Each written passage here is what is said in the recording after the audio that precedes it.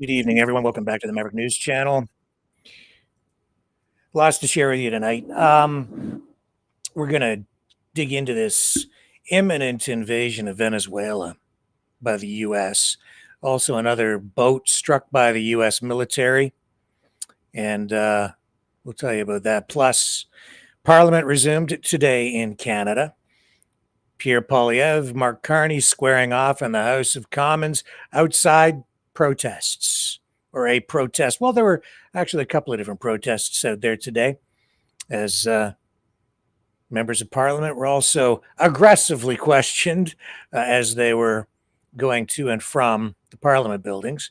So we'll get into some of that as well. Plus, Charlie Kirk, fallout from that, vigils, prayers, and even some people looking for a replacement for Charlie Kirk. Who might that be? We'll dig into that as well. So stay with me. We'll be right back, and we'll start getting into today's top news stories of the day.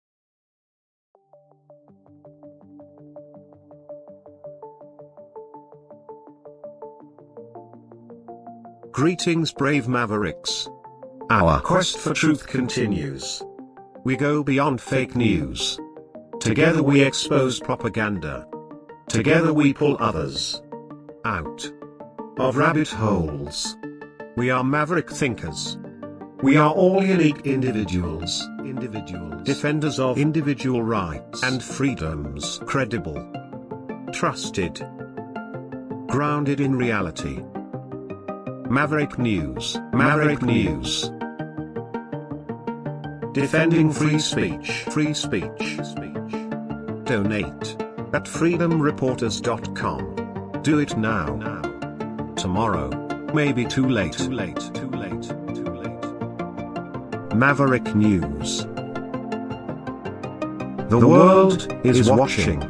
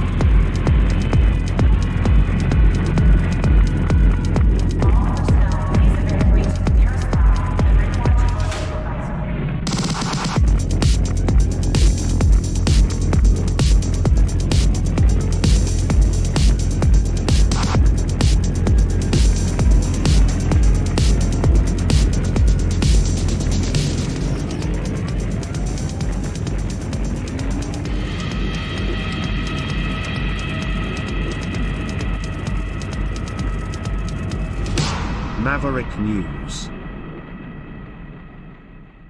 The world is watching. Okay, so I know that a lot of you are very focused on what has been going on in Ottawa today, and that is because there was so much of a buildup, at least online, for what was supposed to be a major protest of some kind up there today.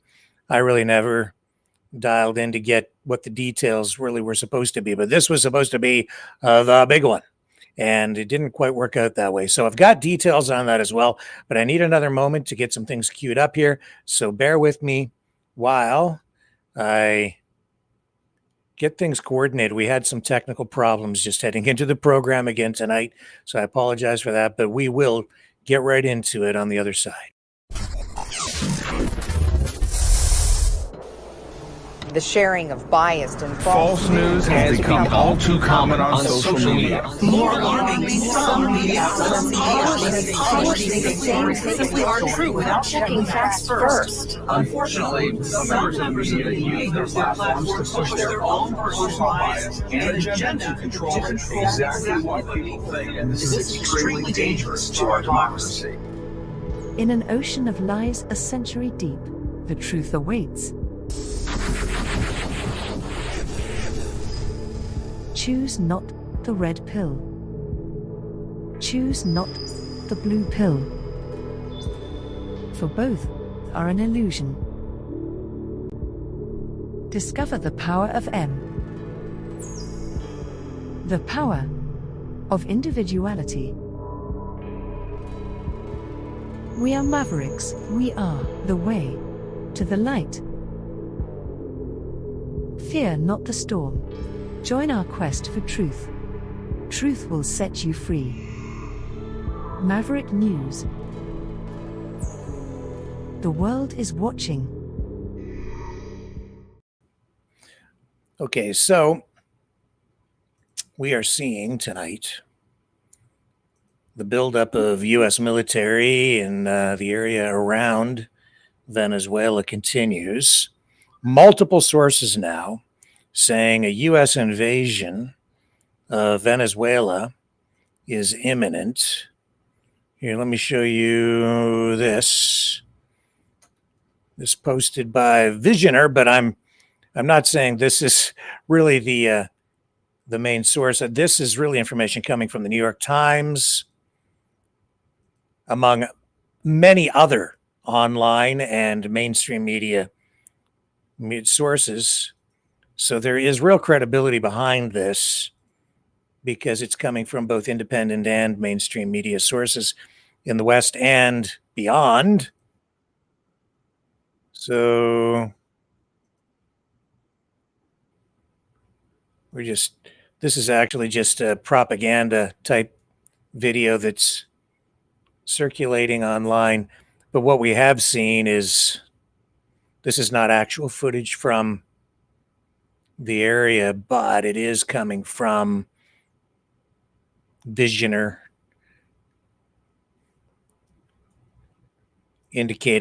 quoting the New York Times, saying that Marco Rubio preparing the largest military offensive by the U.S. government, according to NYT. The target is Venezuela. And we have also a more credible source, the Enforcer, over on YouTube, also within the last 24 hours reporting on this. And they tend to have a good sense of what's going on, their finger on the pulse of everything military these days. And they also are reporting that an invasion is imminent and that the U.S. military buildup continues, with many troops and resources being stationed in Puerto Rico. As we have been able to hear, that the United States of America appears to be preparing for a significant military action against the Republic of Venezuela. We've been hearing about this for some time, but it does appear that the picture is becoming incredibly clear today that this strike is only a matter of time, and another strike against the Republic of Venezuela directly is imminent. Inside the Caribbean, we were able to see a disposition map that was actually made by none other than Ian Ellis on Twitter. I massively respect people who make disposition maps because I've been working on my own, and they take an insanely large amount of effort. So I would have to give a huge shout out to Ian Ellis over on Twitter for making this force disposition map that we're currently using on stream, but this is currently showing all U.S. forces that are currently within the area and are a part of the U.S. task force that appears to be assigned to operations against the nation of Venezuela. We are able to see that at this moment in time, there appears to be 3 Arleigh Burke-class destroyers within the area, the USS Sampson, the USS Gravely, and the USS Jason Dunham, the Jason Dunham being the most famous of the group currently. We also are able to hear that the USS Newport News, a nuclear-powered fast attack submarine, is also somewhere within the area, although we don't know exactly where. That would be an OPSEC violation. And on top of that, the USS Lake Erie, a Ticonderoga-class missile cruiser, is also a part of the strike package that is within the area as well. The USS Lake Erie is probably the most potent of the group, considering that guided missile cruisers like the Ticonderoga are technically able to carry a larger array of air defense systems, at least on board, although we would also understand that the USS Lake Erie, a Ticonderoga class, along with all of the other Arleigh Burke classes that are a part of this fleet, all possess about the same same amount of Tomahawk land attack missiles, their maximum capacity all being about 32 each. But combining the whole fleet together, it currently has about 140 Tomahawk land attack missiles at its disposal. On top of that, which is just the surface fleet and the subfleet alone that is within the area, we also understand that the Iwo Jima Amphibious Ready Group is also comprised of the USS Iwo Jima, a LHD, or a helicopter carrier for the larger part is the best way to explain it, along with 2 amphibious support ships, the USS San Antonio and the USS Fort Lauderdale. All encompassing, these ships are able to carry the 22nd MEU entirely on board, which is about a brigade-level element from the United States Marine Corps. Inside of Puerto Rico, we are also able to hear that the 3rd Marine Aircraft Wing of the Fighter Attack Squadron, VMFA, are also based inside of the area of Ponce in Puerto Rico at the moment. We can actually show you all specifically where they're at. They are right at this airfield right here, the Jose Oponte de la Torre Airport. This used to be called, I believe, the Roosevelt Roads base, if I'm not mistaken. Some people may be able to correct me. I have been able to hear that name was thrown around for a while, and it appears that this base was once operational but decommissioned at the midpoint of the 2000s, but has now been reactivated at this point to house all of the U.S. forces that are currently in this area, including that of the 3rd Marine Aircraft Wing, which currently houses 10 F-35B Lightning IIs inside of this base. On top of that, also at this base, we were able to hear that 2 P-8 Poseidon aircraft have been based, along with 2 MH-60SR Seahawk helicopters. The United States Air Force has been seen to be operating a wide variety of aircraft around the area of Puerto Rico and in the Caribbean, including the C-5 and C-17 heavy lift aircraft, which have been bringing in supplies and equipment of the 22nd Marine Expeditionary Unit and also the other supporting forces for the 3rd Marine Aircraft Wing and other U.S. Navy forces that are now basing out of Puerto Rico. We also understand that the Thunder Chickens of the Marines are also in the area as well, also using about 6 AV-8B Harriers, which are the vertical takeoff and landing aircraft that the Marines use before they started to replace them with the F-35. They also have about 12 MV-22B Ospreys that have been publicly stated to be inside of Puerto Rico at the moment, along with 4 AH-1Z Vipers. These are fast attack helicopters of the U.S. Marine Corps, along with CH-53E Super Stallions, heavy lift helicopters of the U.S. Marine Corps, and 3 UH-N-1 Venoms, which are generally a utility helicopter. We also understand that there is 1 Coast Guard cutter, a littoral combat ship, the Minneapolis St. Paul, and a military sea lift command, pretty much a tender, that is also around the area as well, although we're not able to hear whether or not they're directly attached to the task force. However, all of these forces are currently under Southcom's command, which is based out of Miami, Florida, and it is quite clear, based off of this buildup, that actions are getting very close to being imminent. And this is one of the largest buildups of U.S. forces that has been seen in the entirety of the 21st century in the Caribbean. Adding on to the belief that a U.S. strike is imminent within this area, we were able to confirm that more tankers are continuing to approach Puerto Rico, including that of a C-130J Super Hercules today. These are used by the U.S. Air Force and other branches to be able to prolong their missions or mission durations in the midst of action. This means that if these F-35s of Puerto Rico were used against Venezuela, these C-130s would be able to refuel them in flight and make sure that they were in air for longer, giving them a greater amount of loiter time and a greater amount of opportunity to strike at targets that may poke their head up and start to pose a little bit of a bullseye, at least on themselves, due to their own incompetence or due to their own rapid maneuvers. We also were able to hear from the President of the United States today that it appears that it's a little bit likely that something may be happening. The president did refuse to rule out strikes against Venezuela, and according to a statement that was given to Fox News today, when asked about whether or not the United States would be conducting strikes against the nation of Venezuela, the President of the United States responded, "We'll see," end quote. It's quite clear at the moment that the United States of America is building up a significant force within the area. We've already conducted hostile actions against the Venezuelans here in the past, striking a narco boat and also seizing a tuna boat, although it appears that that thing may have been carrying something a little bit finer than tuna. That Otero is not the only thing that thing's carrying that's, a little expensive. They actually said that it's carrying nose candy, and tuna has been known to be quite a smelly sort of a thing that people like to put up their nostrils, at least. So it does appear that the United States is getting ready for some sort of an action against the nation of Venezuela. Venezuela has also been responding in the meantime as if there will be imminent action. We were able to hear that Maduro technically stood up the militia inside of Venezuela, which is about 4.3 million strong on paper. It's probably far less than that in real life. And we've also been able to see that the Venezuelans, at least prior, have conducted some hostile actions against the USS Jason Dunham in particular, which is a part of this fleet currently in the area, U.S. Second Fleet, by buzzing the destroyer several times with F-16s that were apparently equipped with AGM-84 Harpoon anti-ship missiles. All of this put together has led a lot of people to wonder whether or not the United States of America is going to start conducting direct strikes, not around the waters of Venezuela, but directly within the nation of Venezuela itself. And it does appear that a lot of people are talking about what is going to be happening here in the near future and what they are believing the future may hold for the United States military within the region, as well as the Venezuelans currently inside of Venezuela. And so, Matthew, what are people thinking about this, and what are you thinking about it as well? All right, so these are certainly massive U.S. military deployments we're seeing right now. We're seeing a naval aspect, a very large Air Force aspect with the F-35 showing up, and also we got the Marines in there too. So we got a lot of stuff down there right now, and right now Puerto Rico is swarming with military equipment, so it looks like something is definitely imminent. Surely we wouldn't deploy all that equipment and then back out and do nothing. That would be quite extreme. So what is the U.S. plan right now? And it looks like 44% said the U.S. will strike the Maduro regime directly, while 34% said the U.S. will strike the cartel sites, and 5% said the U.S. will launch a ground operation, and 16% said nothing will happen, it's all a big bluff. And I honestly would say this, I'm going to stick with my opinion on this one.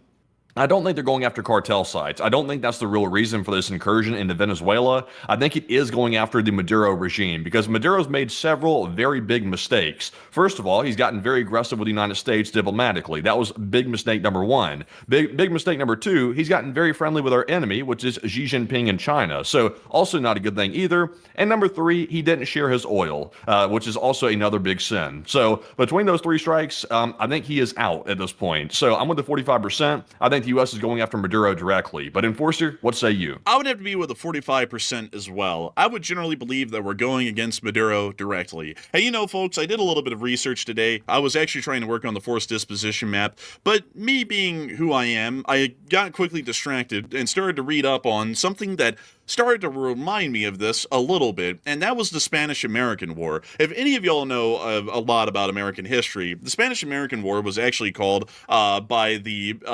U.S. Secretary of War at the time, John Hay, a splendid little war. And it's an interesting one, at least with the sort of motives and intentions that were really, well, the publicly stated motives, but the real intentions behind the war. And it's one that I have to explain here really quickly because y'all will see a lot of parallels once I start to explain it. So, back in the day, we used to have a decent amount of the southern part of the not the southern part of the United States, but the southern areas of the south of the United States and Central America and South America controlled by the Spanish. Their control started to wane heavily throughout the entirety of the 19th century, and by the time that we went to war with them in the 1890s, really one of the last holdings that they had within this area was La Hispaniola, which is Cuba, as well as the Dominican Republic, which was a part of La Hispaniola, as well as Puerto Rico, and a couple of other smaller islands and holdings, and also, interestingly enough, the Philippines.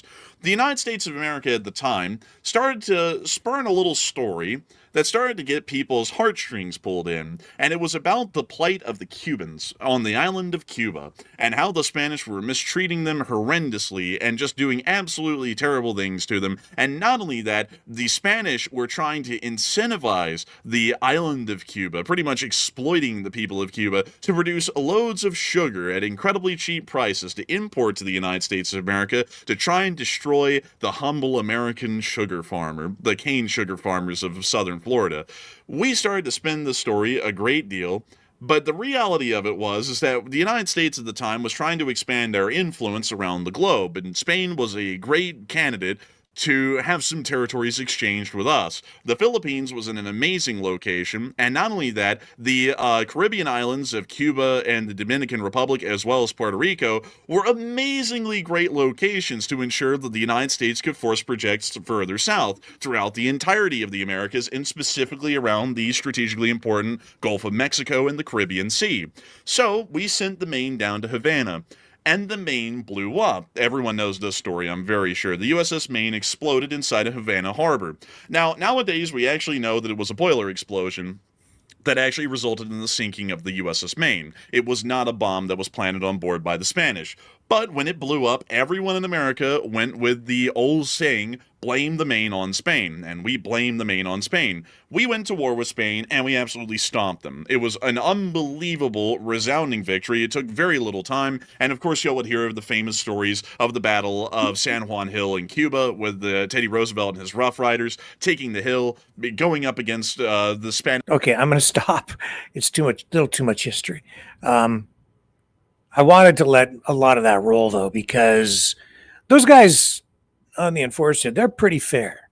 They're very pro-American, obviously, but really, I think just stating what is now pretty obvious, that what the U.S. is doing down there around Venezuela has very little to do with drugs and a lot more to do with regime change.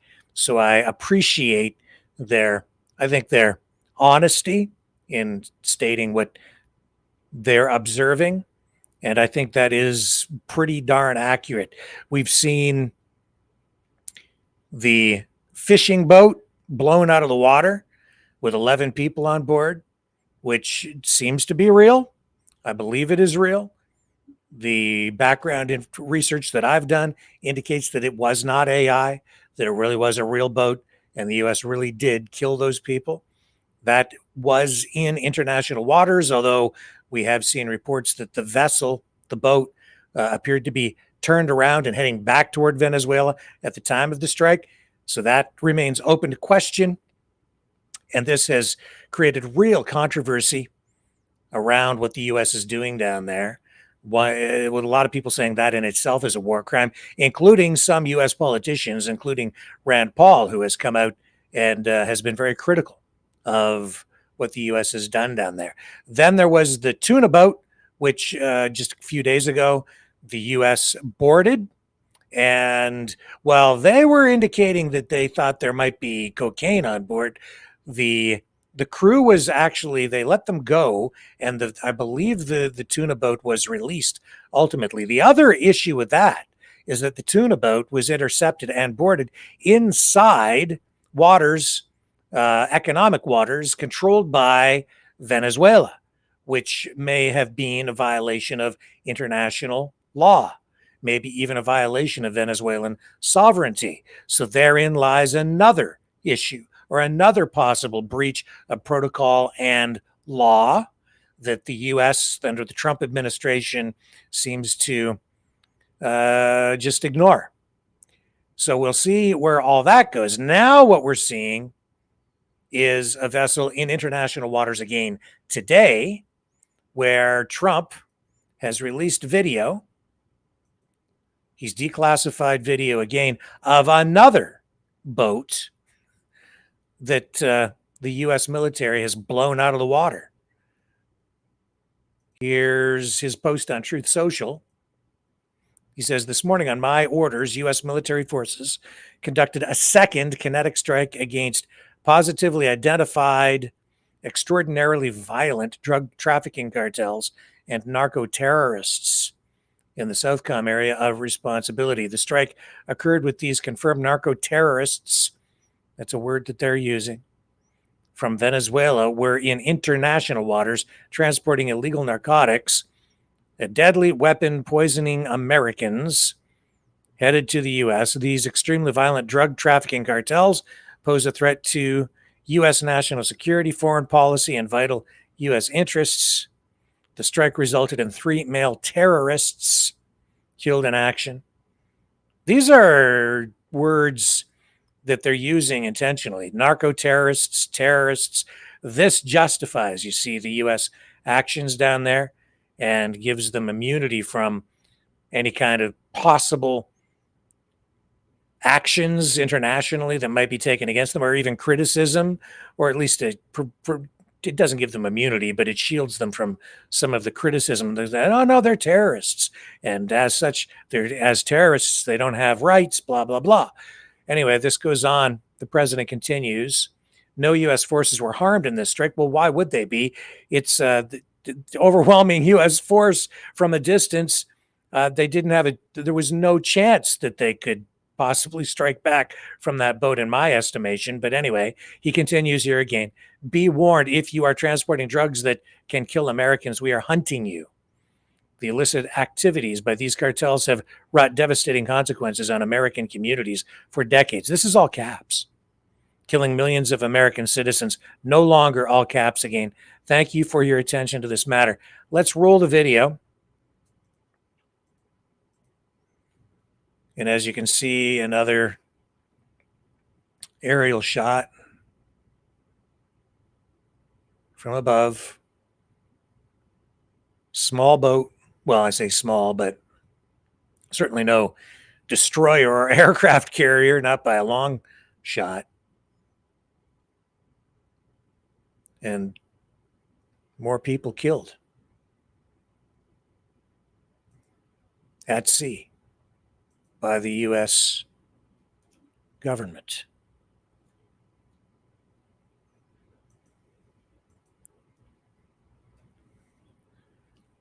So Trump questioned about it today by media in this exchange.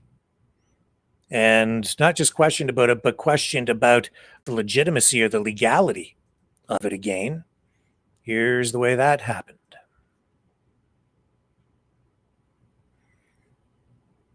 And we have frozen internet again for a moment. Let me re-cue it.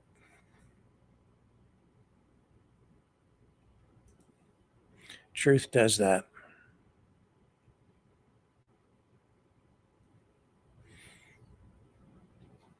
Scroll down.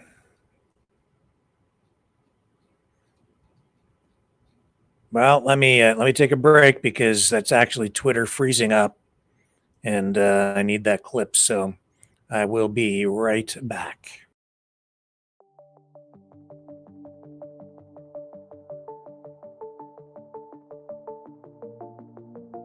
Greetings, brave Mavericks. Our quest for truth continues. We go beyond fake news. Together we expose propaganda. Together we pull others out of rabbit holes. We are maverick thinkers. We are all unique individuals, defenders of individual rights and freedoms, credible, trusted, grounded in reality. Maverick News, Maverick News. Defending free speech, free speech. Donate at freedomreporters.com. Do it now. Tomorrow may be too late. Maverick News. The world is watching.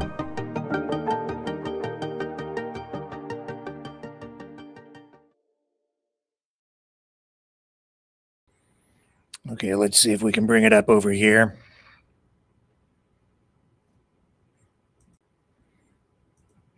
We're going to get to that one in a moment. We've already done that. Now we have to go over here, Rick.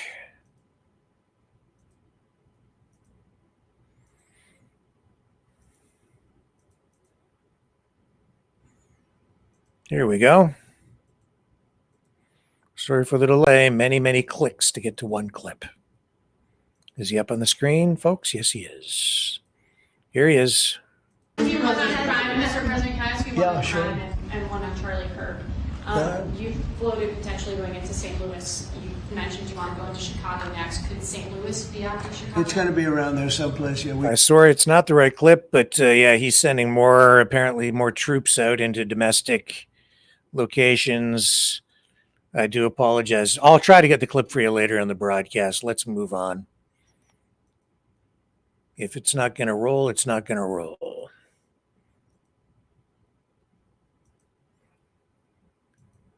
Bottom line is huge military buildup, unprecedented in many respects, certainly within this century, 21st century, as you heard on The Enforcer. And a lot of people concerned about it, and it looks like, manufactured consent, as the phrase goes, is what is predicating all of this, using the excuse, I would say, or the pretext of drugs and drug cartels in order to effect regime change. And it's like it is a massive military buildup. No doubt about it. All right. So today, House of Commons resumes in Canada. And this marked the return of Pierre Poilievre, Conservative leader, to the House of Commons after winning that by-election out in Alberta, giving him a seat in the House of Commons again.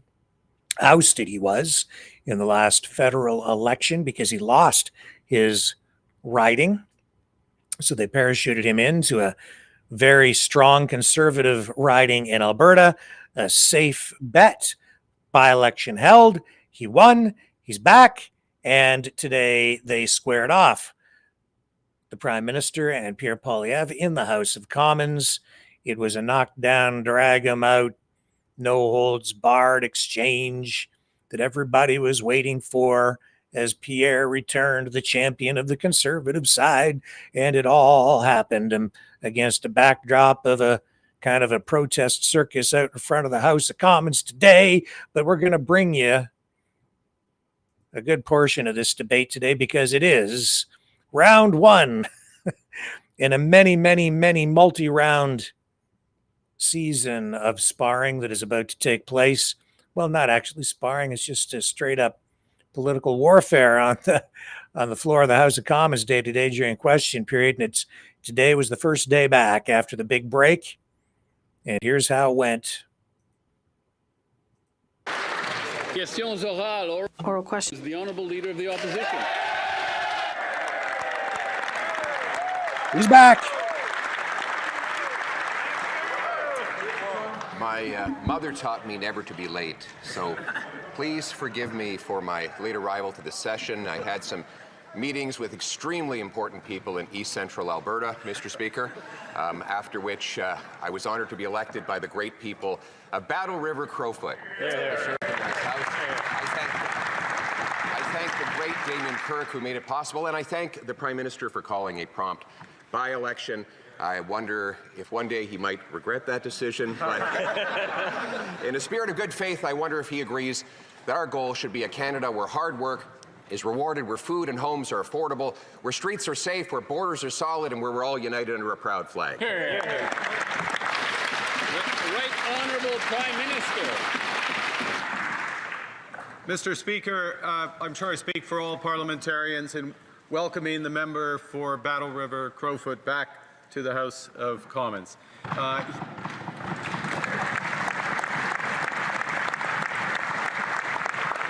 He may notice a few things have changed since he was here last. The largest women's caucus in Canadian history.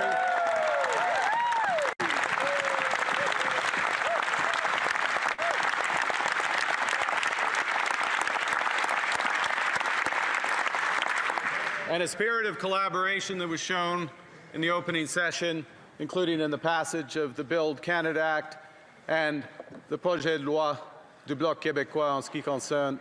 And the Bloc's bill in terms of protecting supply management.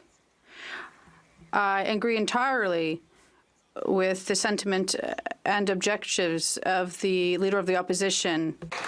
I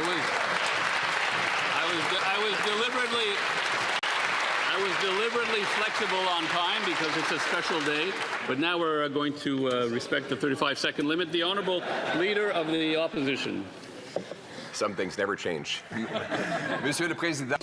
Mr. Speaker, I'd like to thank my constituents of Battlefoot Crowfoot, who we had a by-election very quickly, and sometimes the Prime Minister may regret his decision, but I think we all agree with the mission of re-establishing a Canada where hard work, an affordable home and homes and food, in safe streets and solid borders, all united under a proud flag. Does the Prime Minister agree with this? The Right Honourable Prime Minister. Monsieur le Président. Mr. Speaker, I agree entirely with the sentiment and objectives that the Leader of the Opposition has just expressed for our great country. Thank you. The Honourable Leader of the Opposition. Mr. Speaker, the Prime Minister mentioned how much had changed, and it's true. I look around this place, and when I left, there was a Liberal Prime Minister who was making excuses about breaking promises, running massive deficits, costs, crime, chaos were all out of control. And whereas today, we have a Liberal Prime Minister breaking promises, making excuses, running massive deficits with costs, crime, and chaos out of control. Mr. Speaker, when will the Prime Minister match the grand promises with the real change Canadians need? The Right Honourable Prime Minister.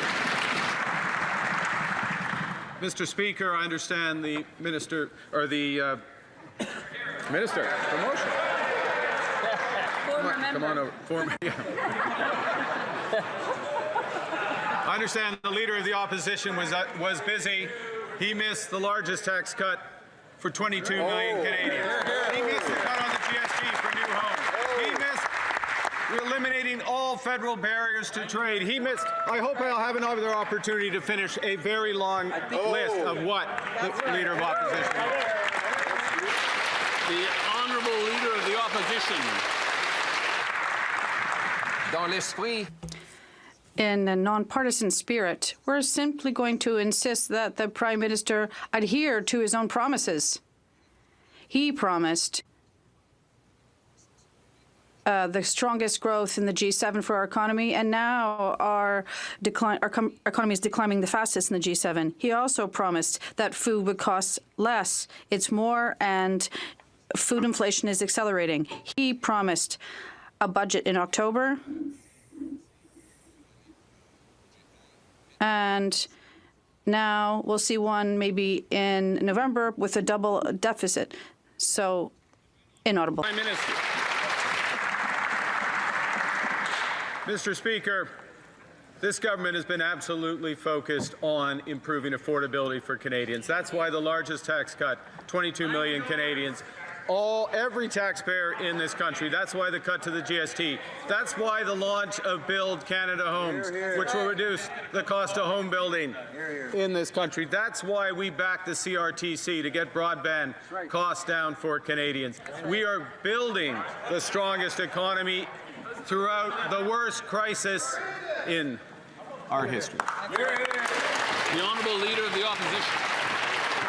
In the spirit of nonpartisanship, we are simply going to hold this Prime Minister to his own promises. He promised that he would spend less. He's already spending 8% more. He promised the budget would be in October. Now he says it will be in November, more than halfway through the fiscal year. He promised that his government would have a smaller deficit than Justin Trudeau. Instead, now we hear that it might even be double. So a trivia question.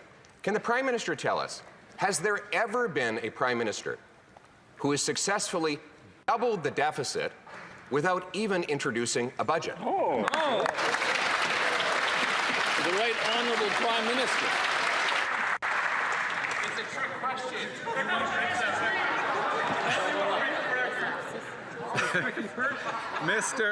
Mr. Speaker, this government is undertaking the biggest investment in protecting Canadians in the Canadian military.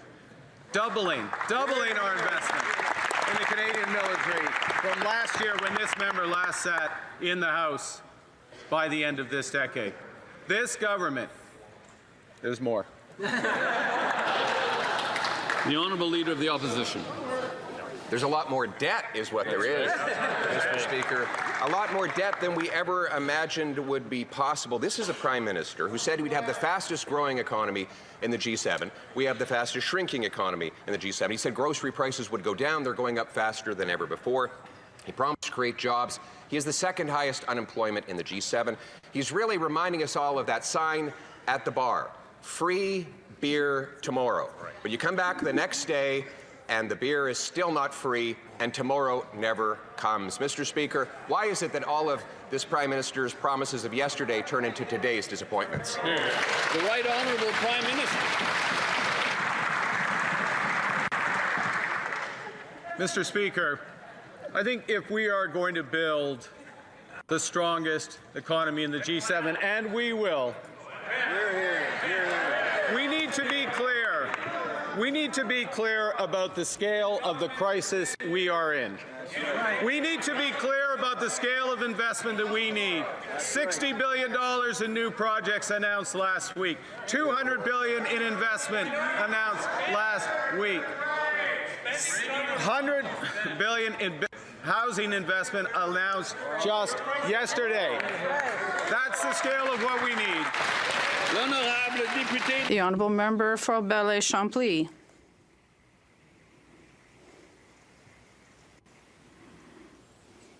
Mr. Speaker, the Prime Minister was elected saying that he would be the best to face the tariff crisis and the trade war. Almost 4 months have gone by, and Canada is not coming out on top. At best, we can say that it hasn't been a success. Can he commit now to put an end to tariffs and an end of a trade war agreement with the United States, his true priority? The Right Honourable Prime Minister. Mr. Speaker, the current situation is this. We have the best deal with the U.S. worldwide right now. We're talking about more than 85%. 85% is enormous of our exports are covered under free trade with the U.S. We have the lowest tariff in the world right now. That is a success. The honourable member for Belley-Champlain. I would contest such statements which would not live up to economic analysis. We would have to look at that in another forum. But the Prime Minister says we have a privileged relationship with the U.S. and it no longer exists. But this statement didn't go over very well in Washington. Can he state today that he is confident that he can reestablish our privileged relationship of trust between Canada and the U.S. administration quickly as the best way to put our trade relationship back on a right track? The Right Honourable Prime Minister. Mr. Speaker, the Canada-U.S. relationship is good. Yes, we are experiencing difficulties and challenges, some setbacks, but I am proud that this government stands up for Canada, but that's true. I speak regularly with the President over the past weekend in terms of the current situation between Ukraine and Russia and China. We spoke. The honourable member for Belley-Champlain. The Prime Minister's rare presence in Washington, both in terms of the U.S. administration and the economic troubles. Well, his absence was noted a great deal in Washington. When did he go for the last time to Washington, and when will the PM start seriously going to the capital city of our main partner and make it a priority, rather than talking about infrastructure that won't even be put in place until the end of Mr. Trump's term? The Right Honourable Prime Minister. Mr. Speaker, the U.S. President is a modern man. I speak with him regularly. We send each other text messages. But what's the most important right now for Canada is to diversify our trade internationally with Europe, in Asia, with Africa, and South America. Thank you. The honourable member for Foothill. Same Liberal promises, the same Liberal results. Canadians are paying the price for another Liberal Prime Minister's broken promises. This Prime Minister said to Canadians that he would be judged by prices at the grocery store. Results are in. This Prime Minister has failed. Food prices have surged 40% since the last Liberal Prime Minister broke that same promise the last time. Should this Prime Minister's promise to Canadians not be judged by food prices at the grocery store, but the number of families being forced to food banks? Right. Hear, hear. The Honourable Minister of Housing and Infrastructure. Thank you, Mr. Speaker. Well, the number one cost for Canadians is their housing, and we have taken action to make housing more affordable. Yesterday, the Prime Minister and I announced the launch of Build Canada Homes, which will be a one-stop shop for making housing more affordable across Canada. And we're launching that on 6 pieces of Canada lands, 4,000 homes that we will start building immediately. Thank you. The Honourable Member for Foothills. Canadians can't afford to put food on the table, let alone pay for the Liberals' bureaucracy when it comes to housing. But let's be clear. This was the Prime Minister's promise. These were the Prime Minister's words. This is the Prime Minister's failure. Food prices are going to go up $700 per Canadian family this year. Canned soup is up 26%, apples 14%, tuna 19%. The daily essentials have become unaffordable. Is sticker shock at the grocery store the experience that this Prime Minister promised Canadians?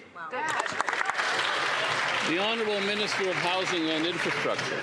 Thank you, Mr. Speaker. As far as promises delivered goes, this government promised to launch Build Canada Homes and make the largest investment in affordable housing in Canadian history.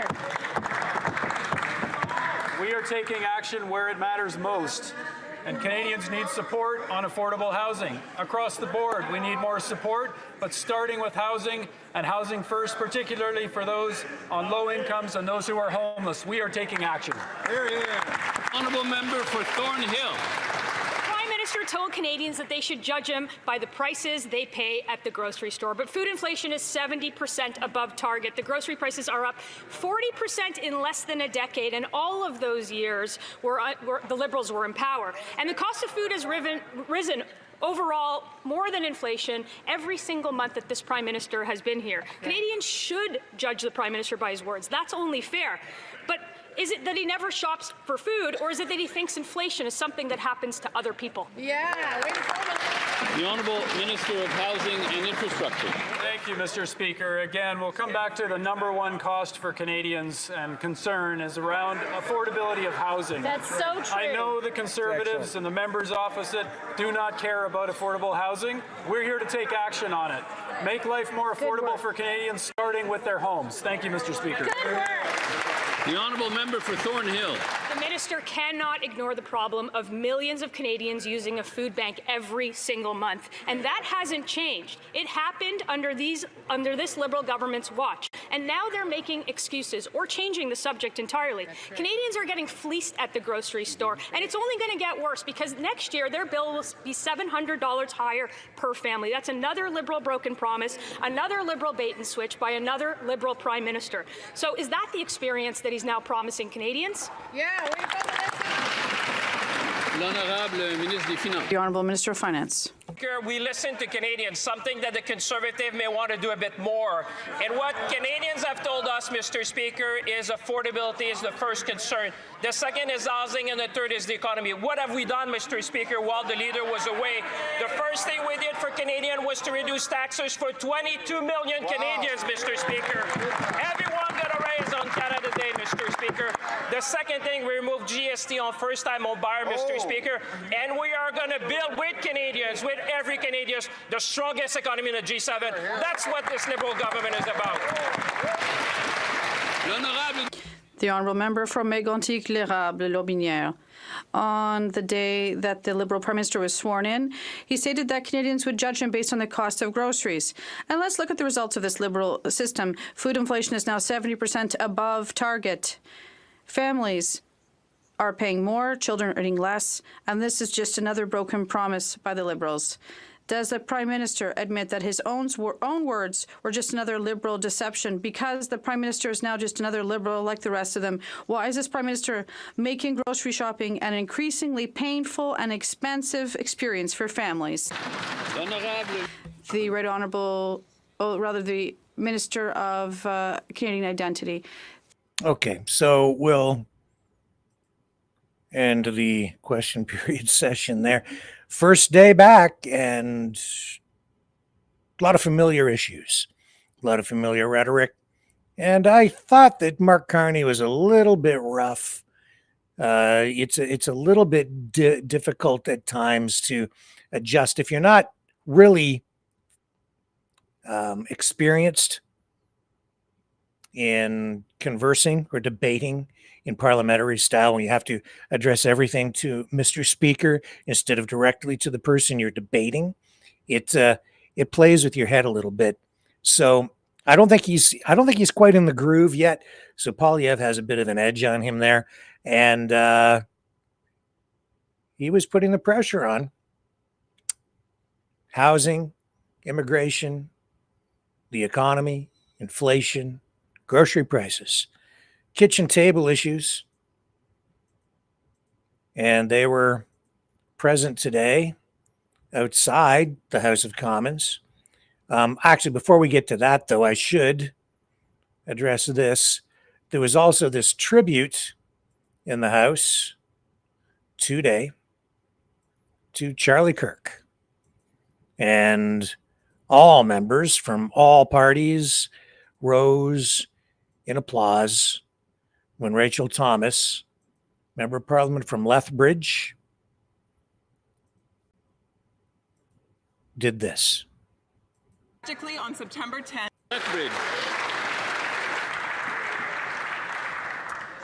Freedom of speech is the cornerstone of a free society. It means we will hear ideas that we disagree with and express views that may be offensive. This freedom can make us uncomfortable or even hurt, but silencing voices, whether for a moment or forever, is never the answer. We must protect a society where people can hold beliefs and share opinions without fear of losing their jobs, being censored, or worse. Charlie Kirk was an outspoken advocate for faith, family, and freedom. Many disagreed with him, some were offended. Tragically, on September 10th, he was assassinated in an attempt to silence his voice. But when has political violence ever been the solution? It destroys dialogue, it undermines democracy, and it breeds fear instead of understanding. True progress comes from persuasion, not intimidation. As we grapple with our personal response to this, may we be honorable in our actions. May we fiercely defend the right of our opponents to speak freely. And may we join our hearts with Charlie's family, his wife Erica, and his 2 young children. Rest in peace.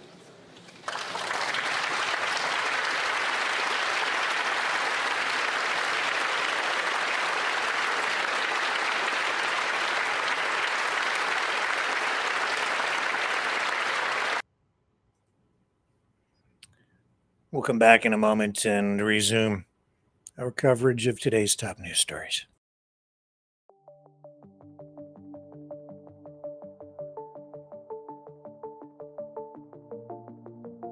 Greetings, brave Mavericks. Our quest for truth continues. We go beyond fake news. Together we expose propaganda. Together we pull others out of rabbit holes. We are maverick thinkers. We are all unique individuals, defenders of individual rights and freedoms, credible, trusted, grounded in reality. Maverick News, Maverick News. Defending free speech, free speech. Donate at freedomreporters.com. Do it now. Tomorrow may be too late. Maverick News. The world is watching.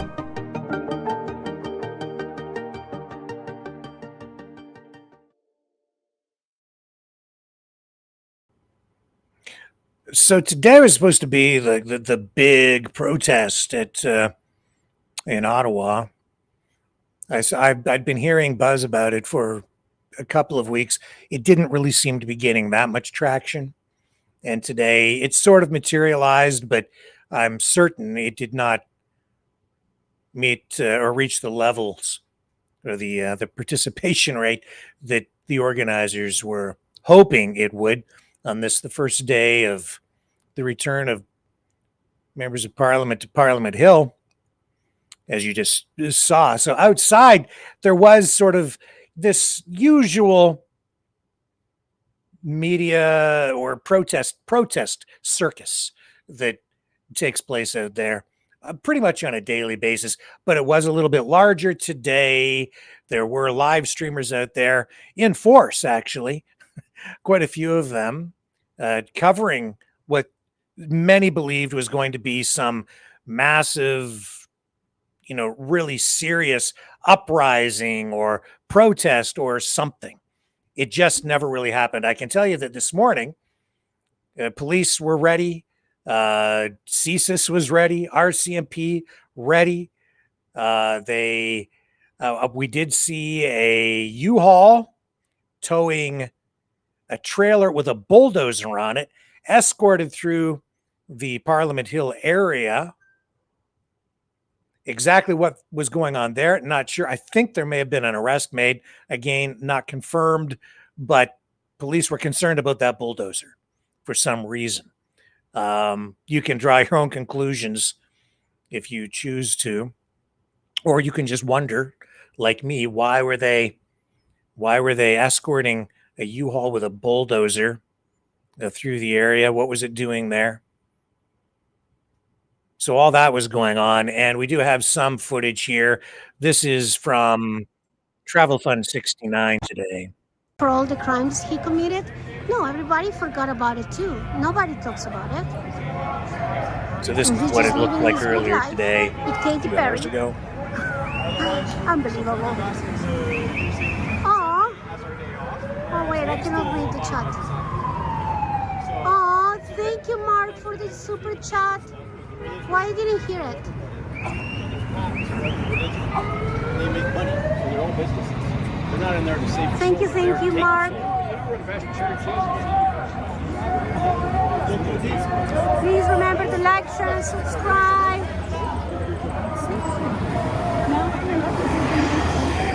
Green line and the bus is red. Just keep going. Just keep going. If I get zero, what matters? It's not about life. Consistency matters most to getting you through too. Just keep doing it. I just want this to know. Just keep doing it.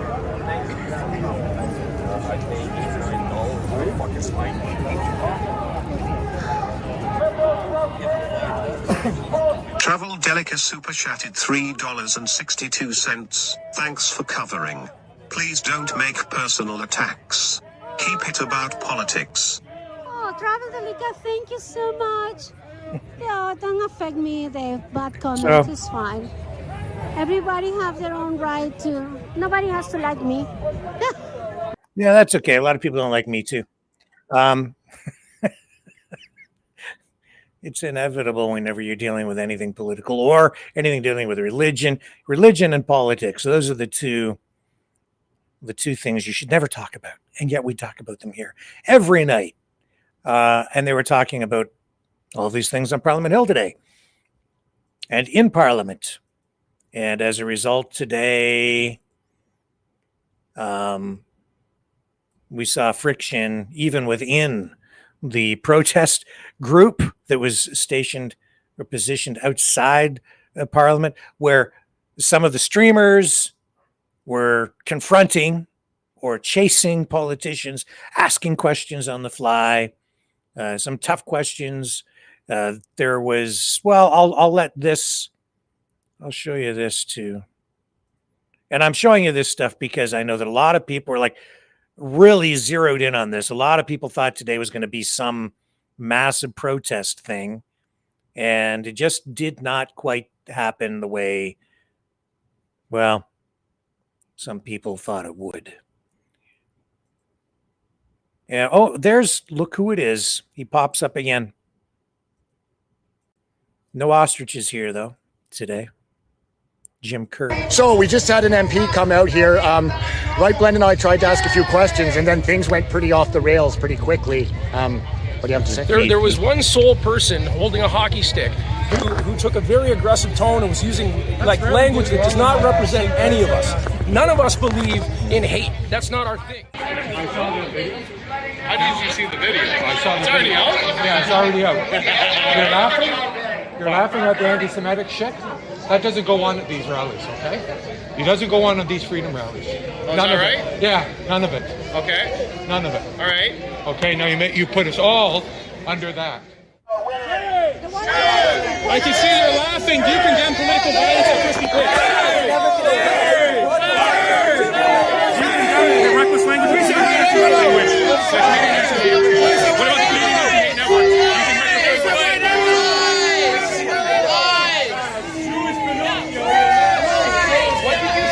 I called you a Jewish Pinocchio.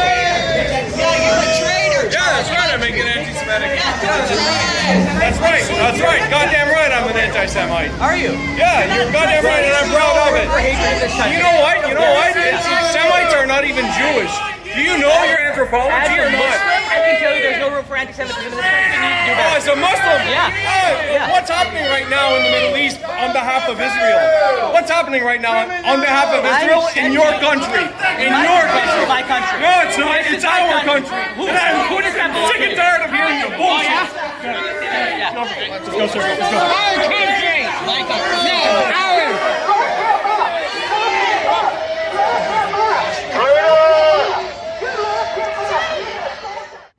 Here's the two guys leaving, completely alone, not leaving with anyone, walking away by themselves. I've asked everyone here, not a single person knows who these two individuals are.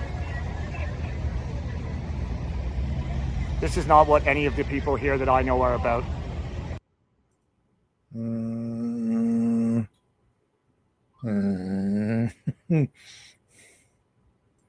Yeah. Okay. Right. So there was that, and then because they're not about hate or anything, right? So then there was also this today. Let me see if I can find this for you. I believe it's right here. Here it is. Okay. Let me get this queued up. Yeah. Here we go.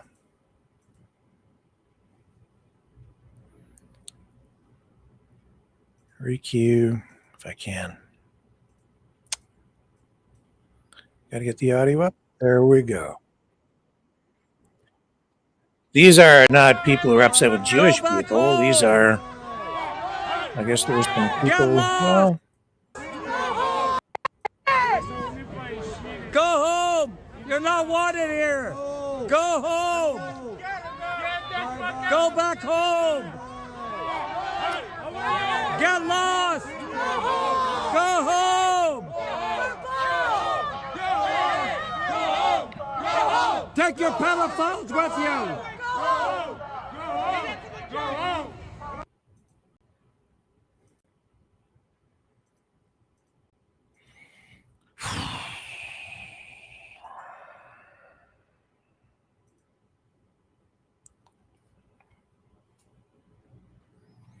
it depends on what group within the group you're talking to.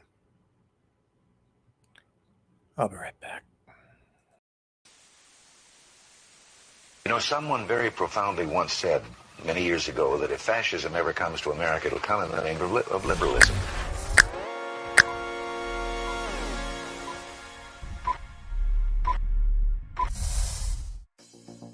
Well, I think it's time we ask ourselves if we still know the freedoms that were intended for us by the Founding Fathers. If we lose freedom here, there's no place to escape to. This is the last stand on earth. The entire world is watching. Every dictator, every crazy dictator in the world is watching.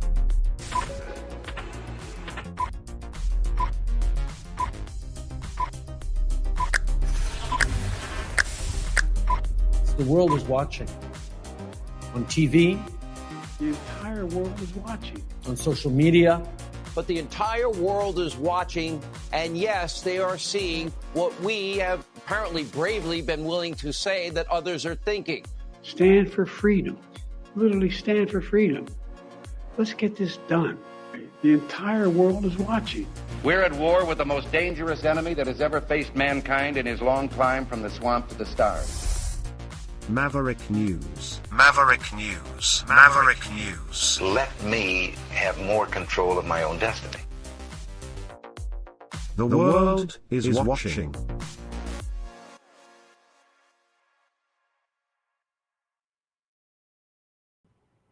So back to the situation in Venezuela, making international headlines. Here is a lot of countries taking note of this military buildup, this imminent invasion. And here is Sky News. We have some breaking news that has come in. Donald Trump has put out a statement on Truth Social saying the U.S. military have carried out another strike on a Venezuelan drug cartel vessel that had been on its way to the U.S. The president said 3 men were killed. So that was a statement on Truth Social that the U.S. president has put out, saying the U.S. military have carried out another strike. And you'll remember that about 2 weeks ago, the U.S. military had launched a strike, and now he's saying there's another strike that was carried out on a Venezuelan drug cartel vessel that had been on its way to the U.S. The president said 3 men were killed. You're just looking at some of those images following the Truth Social post that Donald Trump has put out, saying the U.S. has struck a Venezuelan drug cartel vessel. Let's bring in our U.S. correspondent, David Blevins. And David, we saw this statement come out of Donald Trump's Truth Social post. Just give us some more information. Well, Yalda, as you say, this is an echo of the attack 2 weeks ago when Donald Trump reported that the United States had carried out a strike on a vessel which he claimed was transporting narcotics from Venezuela to America. On that occasion, claiming the lives of 11 people. 3 people apparently have been killed in this latest strike. And of course, it also comes at a time of increased U.S. naval deployment in the South Caribbean, and at a time of rhetorical pressure on the Venezuelan president from the White House. And I think it is worth noting, and of course all of this ties in with the president's current border policy. We know that he's attempting to effectively shutter the southern border completely. We see ICE agents, immigration customs enforcement agents, on the streets of many cities, including here in Washington, D.C. And now we're seeing this sort of military action on the high seas. And of course, that raises lots of questions about potential presidential overreach, about potential breaches of international law. The use of lethal force on the seas is restricted to cases when there is an implied threat and there is no suggestion of any imminent threat to the United States before these strikes were carried out. But Donald Trump is pushing back against all of that by pointing out that he is trying to prevent the movement of drugs like cocaine and fentanyl from Latin American countries into the United States, and also by labeling terrorist organizations like Trendy Aragua from Venezuela as narco-terrorists. That's the term he's using. So he is attempting to counter those criticisms. David, thank you so much for that update. Okay, so as you can see, other countries really zeroing in on this as well. Major concern for some, others kind of ignoring it, looking the other way. I'm not hearing any commentary at all out of Canada from any politicians on the situation in Venezuela. Very likely because they know if they comment, it will just make Canada's situation that much worse. Trump in the White House today asked about this. I have the clip now, the clip I believe that I tried to get for you earlier. This is Trump's exchange with the media when asked about this, and had his feet held to the fire. And well, you know, he just won't have any of it. Mr. President, can I ask you one on sure. Crime and one on Charlie Kirk? You floated potentially going into St. Louis. You mentioned you want to go into Chicago next. Could St. Louis be after Chicago? It's going to be around there someplace. Yeah, we got to save St. Louis. Got to save these cities. This isn't like, you know, we're going to do something. We have to save St. Louis. We have to save Chicago. I know all about Chicago. I have a great, beautiful building. I think he gets into it here. supposed but, to. You know, you get less proud when you see all the crap. Labeled. When they announced 2 weeks ago, 11 people killed, this is over a weekend. I think they said 38 people shot and 11 people dead. And then you watch Pritzker get up and say, we've got crime under control. And I will say that Cash and the FBI did a good job. With a very light force, they went in, and for about 4 months, Cash or so, they've been working on keeping crime down. Maybe they have brought the numbers down again. A little bit. But those are the easy numbers. Maybe you know, not. the first 20, 25% are the easy numbers. That's where it gets. Then you have to bring in the big forces, right, which is what we always intended to do. But I think the FBI's did a very good job. In particular, in Memphis and Chicago, they burned down a little bit. Okay, so that's not the clip that I was trying to get to you. It's the same one that popped up incorrectly. But anyway, we're going to move on again. I do apologize. Can't find the clip that I wanted to show you. Going to take a break, come back and comment briefly on what's going on in our chats. I guess there's some concerns and maybe even criticisms. I'm not exactly sure because I really can't monitor stuff too much while I'm running the program, trying to find clips, but we'll come back on the other side and I'm going to address something for people.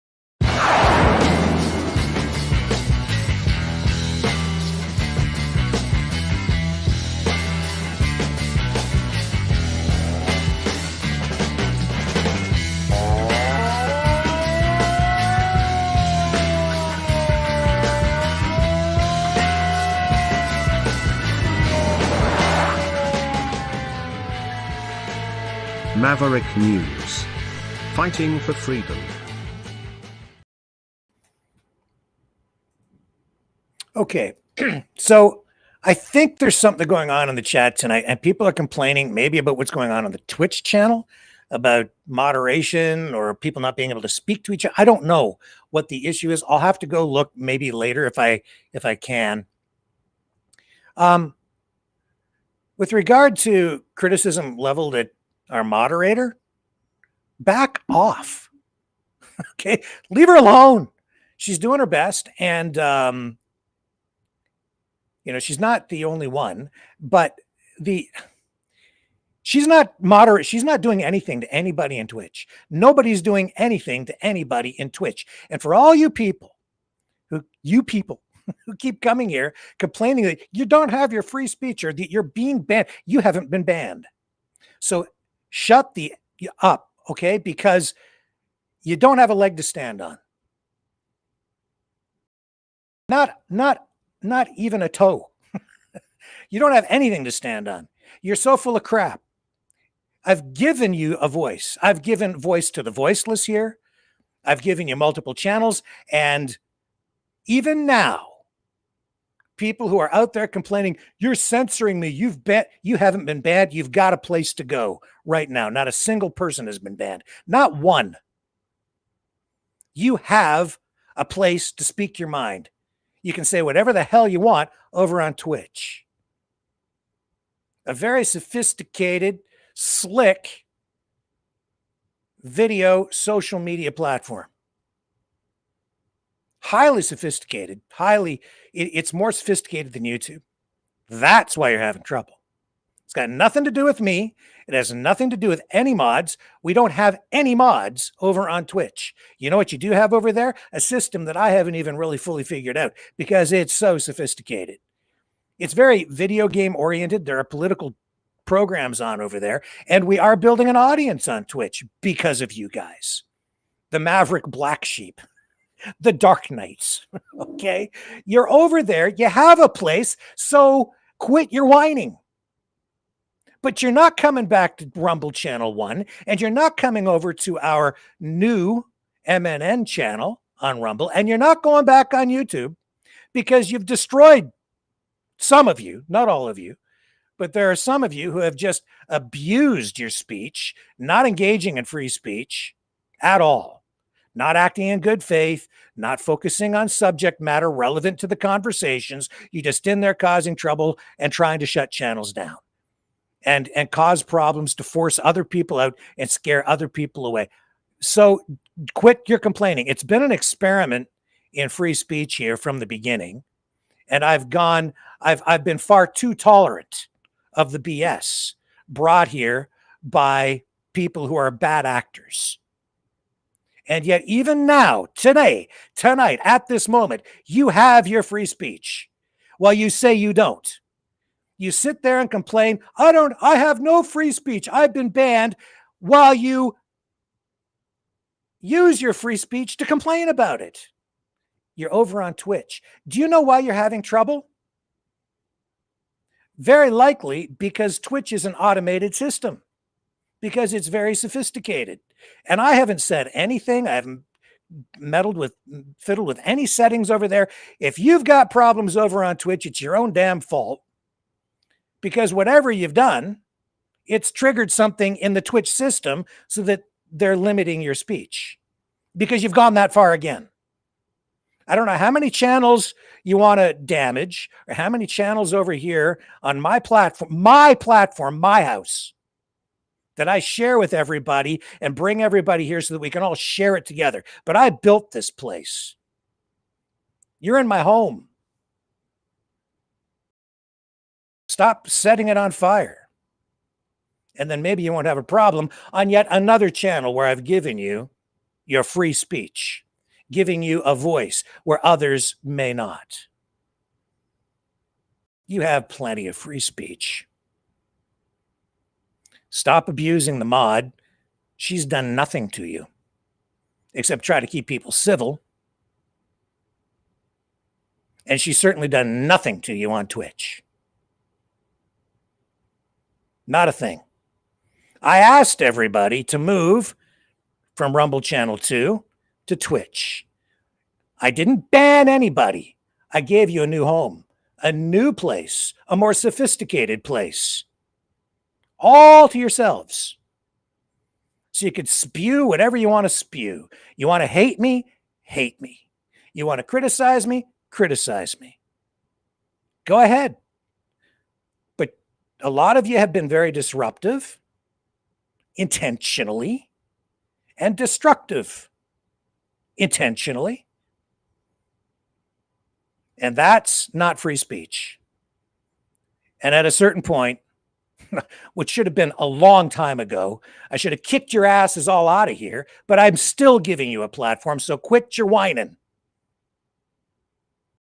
And if you're having trouble over on Twitch, it's your own damn fault. And I have nothing to do with it. It's because whatever you've done is so bad, again, that it's triggered an automated system over there where you're being throttled or censored or whatever.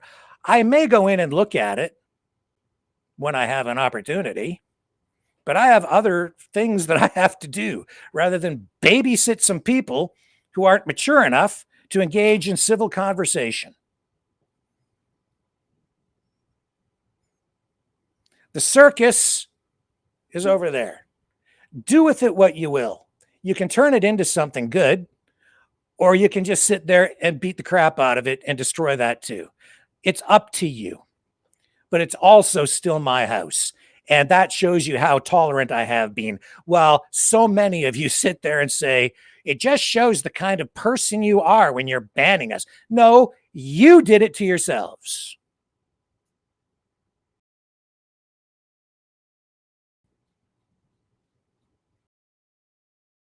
I'm tired of it because it's juvenile, it's stupid,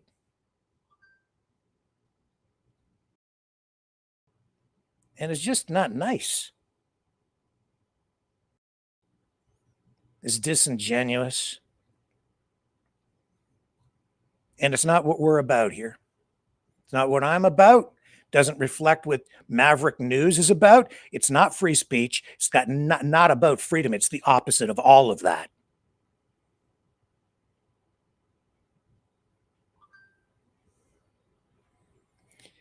So, if you're in the haters club, Twitch is your home. You can go over there. I've given you your free speech over there. You have it all over there. If you can't make the best of that, then I can't help you.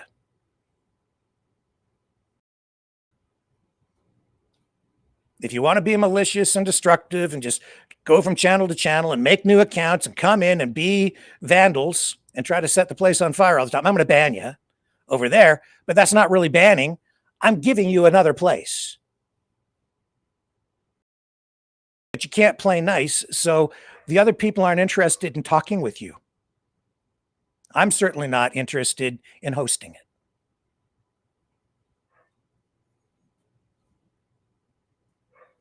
Someone said to me just a while ago, rightly so, raise the standard, not the tolerance. Best advice I've had in a long time. I'll be back.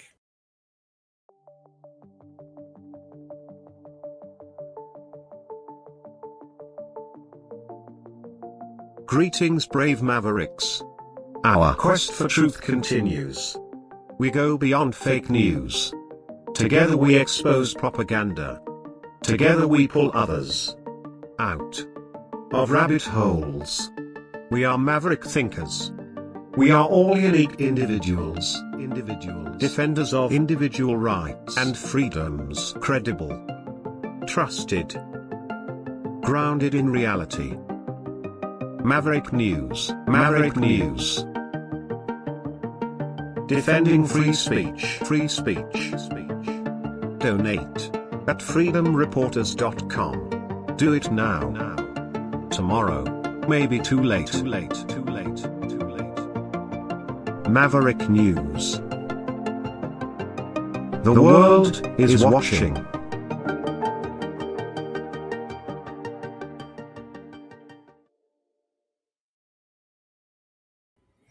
Okay, we're going to take just another moment. I'm going to get some stuff queued up. We're going to dig into some Charlie Kirk stuff.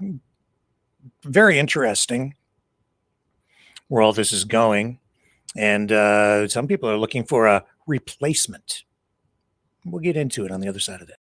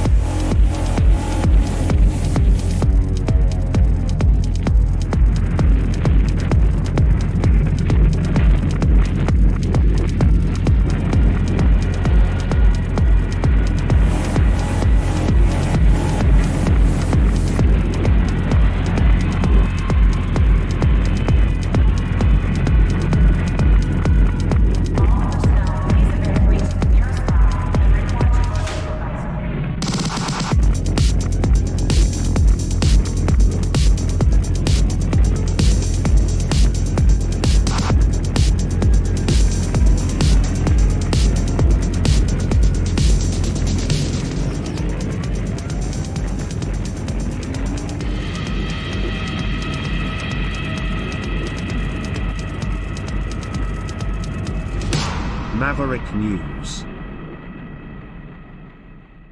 The world is watching. Okay, so, let me put my specs back on. Clark Kent, the other guy. I'm better as Clark Kent because the other guy has to squint. Yeah, no X-ray vision here or heat vision or anything like that. It's just astigmatism vision. Before we get into the Charlie Kirk stuff, how do you feel about digital ID? Does that trigger anybody? How many of you are big Danielle Smith fans? United Conservative Party fans? How many of you have been following what Danielle Smith has been doing with digital IDs? How many of you have paid attention to what she said today? I will share with you if my computer will work. Here we go. This might be of a little bit of concern.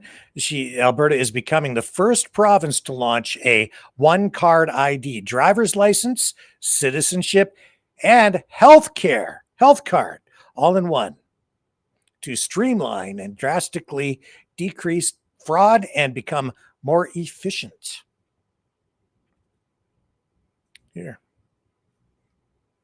Here we go. She touched on this the other day. Here we go again. Today, we're taking another step to fulfill that promise. Starting in late 2026, Alberta will be the first province to implement the addition of Canadian citizenship markers to our driver's licenses and identification cards. This simple addition will have a profound impact on how Albertans interact with their government and their communities. Why are we doing this? Because we believe in making things better, faster, and more convenient for everyone. By including citizenship information on these cards, we're streamlining access to vital services, whether it's applying for student aid, accessing health benefits, or supporting those with disabilities. No longer will Albertans need to carry multiple documents or face unnecessary hurdles. This change means that when Albertans need to prove both their identity and their citizenship, they'll be able to do so with a single document. It's about reducing red tape, cutting down on paperwork, and making sure that government works for you, not the other way around. Programs like Assured Income for the Severely Handicapped, Alberta Student Aid, and the Persons with Developmental Disabilities program all require proof of citizenship. With this new marker, accessing these supports will be simpler and more secure. Adding a Canadian citizenship marker is also about protecting our democracy. Election security is a vital concern in Canada. By adding citizenship information to Alberta's driver's licenses and ID cards, we're taking a proactive step toward ensuring that only eligible citizens cast ballots in our elections. This helps safeguard the integrity of our electoral process and strengthens trust in our democracy. I also want to be clear that non-citizens, such as permanent residents, that still qualify for Alberta's driver's licenses will not have any marker displayed. Lastly, as we announced several weeks ago, we will also be integrating Alberta healthcare numbers onto driver's licenses, also in late 2026. This will also provide additional security around healthcare numbers, as we have learned through our refocusing of the healthcare system that there are more than 500,000 healthcare numbers registered than there are people living in Alberta. 530,438 to be exact, based on second quarter 2025 population estimates. Okay, so, and then next week, you're going to get the chip in your neck with the thing that plugs in like in the Matrix, and you can get jacked into the Internet of Things and partake in Elon Musk's AI integrated systems through Neuralink, so you can play Pong with your brain wirelessly. It's a real thing, and it's coming. On to, I'm sorry. It's not even funny because it's true. Also, you know, my neighborhood, because so many people are concerned about the homeless encampment, the tent city that's sort of moved into my neighborhood. Security cameras everywhere. I mean, people have like 4, 5, 6 cameras on their houses around here now. It's amazing. We've become like a surveillance neighborhood, and the people, a flyer came to my door, and everybody's being given the option of having their cameras go straight into the police station so that they can monitor everything in the neighborhood. So the cops will have the whole neighborhood under video surveillance 24/7 from private security cameras on private homes all through this whole subdivision. It is amazing what has happened. So yeah, I every step I take when I'm walking the dog, I think is being recorded, video and audio. So very strange times. That's okay. I'm not worried about it. JD Vance today on the Charlie Cook Show. So, of course, Charlie Kirk assassinated, memorial or a tribute in the House of Commons in Canada today. And JD Vance, like some other celebrities, I think. I'm not exactly sure what's going on over there. There was one show where Charlie Kirk's chair was left empty. But anyway, Vance sort of, I think, guest hosting or something today. Anyway, I've got a clip here, and he kind of goes down an interesting little road here with the guests on the program, talking about, he uses the word replace Charlie Kirk. Let me show you. I don't know if he really meant it that way, but it sort of triggered in me, not triggered in a negative way, but it made me think of something else that's going on when I heard this. In a lot of ways, as you guys know, the ultimate cheerleader, and he saw in you things that you didn't necessarily see in yourself. He was a true friend in that way. And I remember, one particularly difficult moment, probably the hardest moment on the campaign trail for me. We had an event in Arizona, I believe, with a bunch of faith leaders. And maybe he was just a guest, not hosting, but anyway, he's on the show today. One time on the entire national campaign where I gave my chief of staff a hug and apologized to him because I was just I hadn't seen the kids in 7 days. I was particularly cranky. And I get to this event, and I'm just kind of like, man, come on, we got to do this again. And Charlie comes back, and he gives me a hug. And he's like, your kids, they love you, and they're going to realize eventually why this was so important to do this. And that kind of gave me this sense of, all right, my head's back in the game. And that was what Charlie was always good at, setting ridiculous objectives, but finding some way to motivate people to go after it, even though it was, it seemed unattainable until you got a little Charlie Kirk pep talk. Kaylin, what was your, what's the thing you miss the most about Charlie? What do you think is the most difficult part of replacing the great Charlie Kirk? He uses the word replacing. I'm going to come to that in just a moment. I think, you mentioned him being everyone's best cheerleader, and the last time I saw him, I have a lot of peace in my heart because I had a very good interaction with him, as we always do. I was wandering the hallways of the EOB, and I must have had a horrible look on my face. And he literally, he jumped down the stairs, he put his hand on my shoulder, and he said, "What's going on?" I just mentioned, "Man, my baby's 6 months old. We are going through it. We are really I'm struggling, man." And he sat there and he prayed for me in the halls of the EOB for quite a bit of time. And he didn't need to do that, right? It could have been a quick check-in. And I asked him, I said, "Dude, how do you do it? How are you doing it? You're killing it. You're a great dad. You guys are doing an amazing job at Turning Point. I think you're doing everything you can." And he looks at me and says, "I have a great team." And I laughed and I said, "Cool. So are you going to donate to the Kaylin Door Nanny Fund after this?" And he said, "No, that's not what I'm talking about. I have a great team." I said, "You and JD and everyone here in this building are part of the team."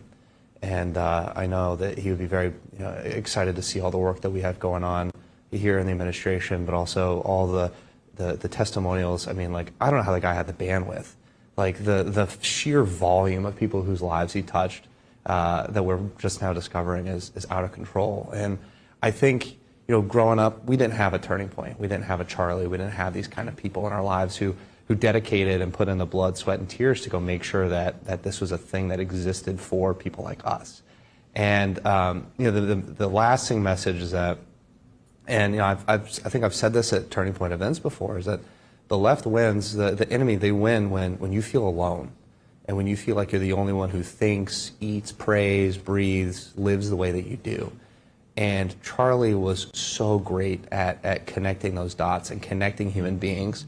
I mean, our friendships are all stronger because of him with one another, but people, I've never met Andrew, but I know I've talked to him through Charlie for years. Yep. And he was so great at doing that. And so I think it's our mission to go out there and embolden young conservatives, young Christians, most importantly, to go out there and continue to do his work, because it's exactly what he would want. He would want you to go find 5 people who don't believe in Jesus that day and give them, a good lecturing and walk them through everything in a way that is respectful and is, grounded in fact. And I don't know how we replace that, but I think the energy that I'm seeing amongst people is just palpable. It's insane. Yeah, Kaylin, there was this incredible hope at the core of Charlie's character that you could solve so many problems just by communicating with people.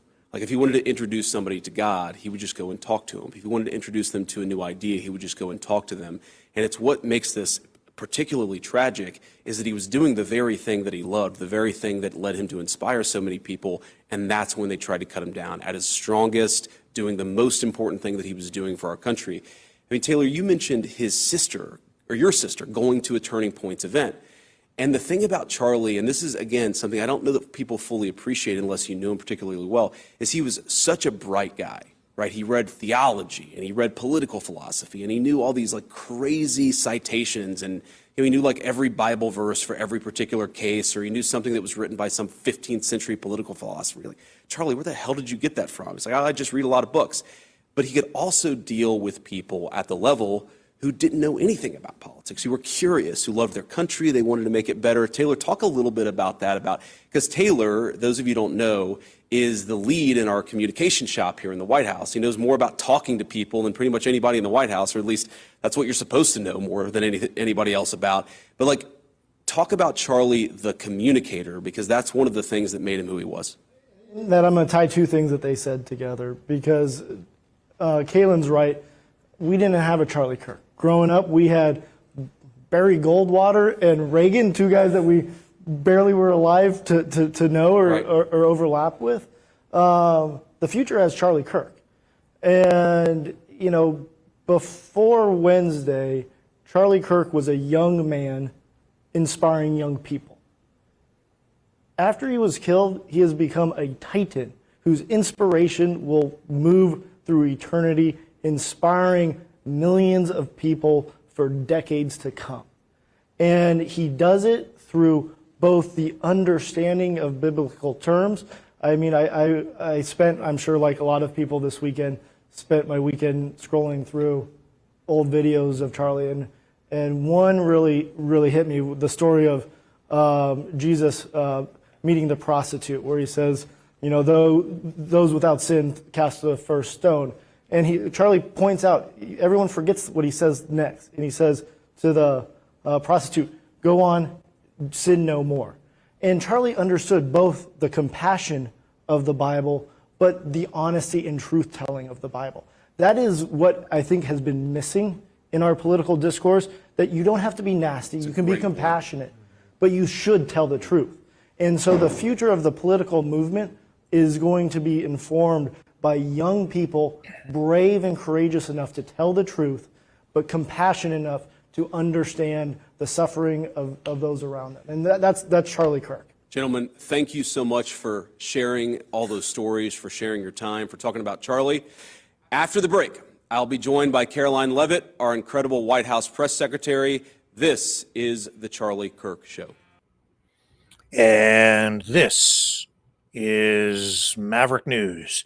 And if you want to watch all of that, you can go watch the Charlie Kirk Show. That was a clip from Rumble. You'll find it over there. But he talked or used the word replace Charlie Kirk. And that made me think. In fact, this was something that was brought to my attention today by someone sending clips and news tips, as happens all the time, every day around here. And it focused my attention on this guy here, Milo Yiannopoulos, a name that I hadn't heard for quite a while. He really made a splash back in, I think it was around 2017.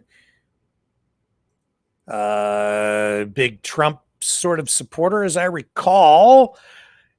Very unusual figure for the conservative movement.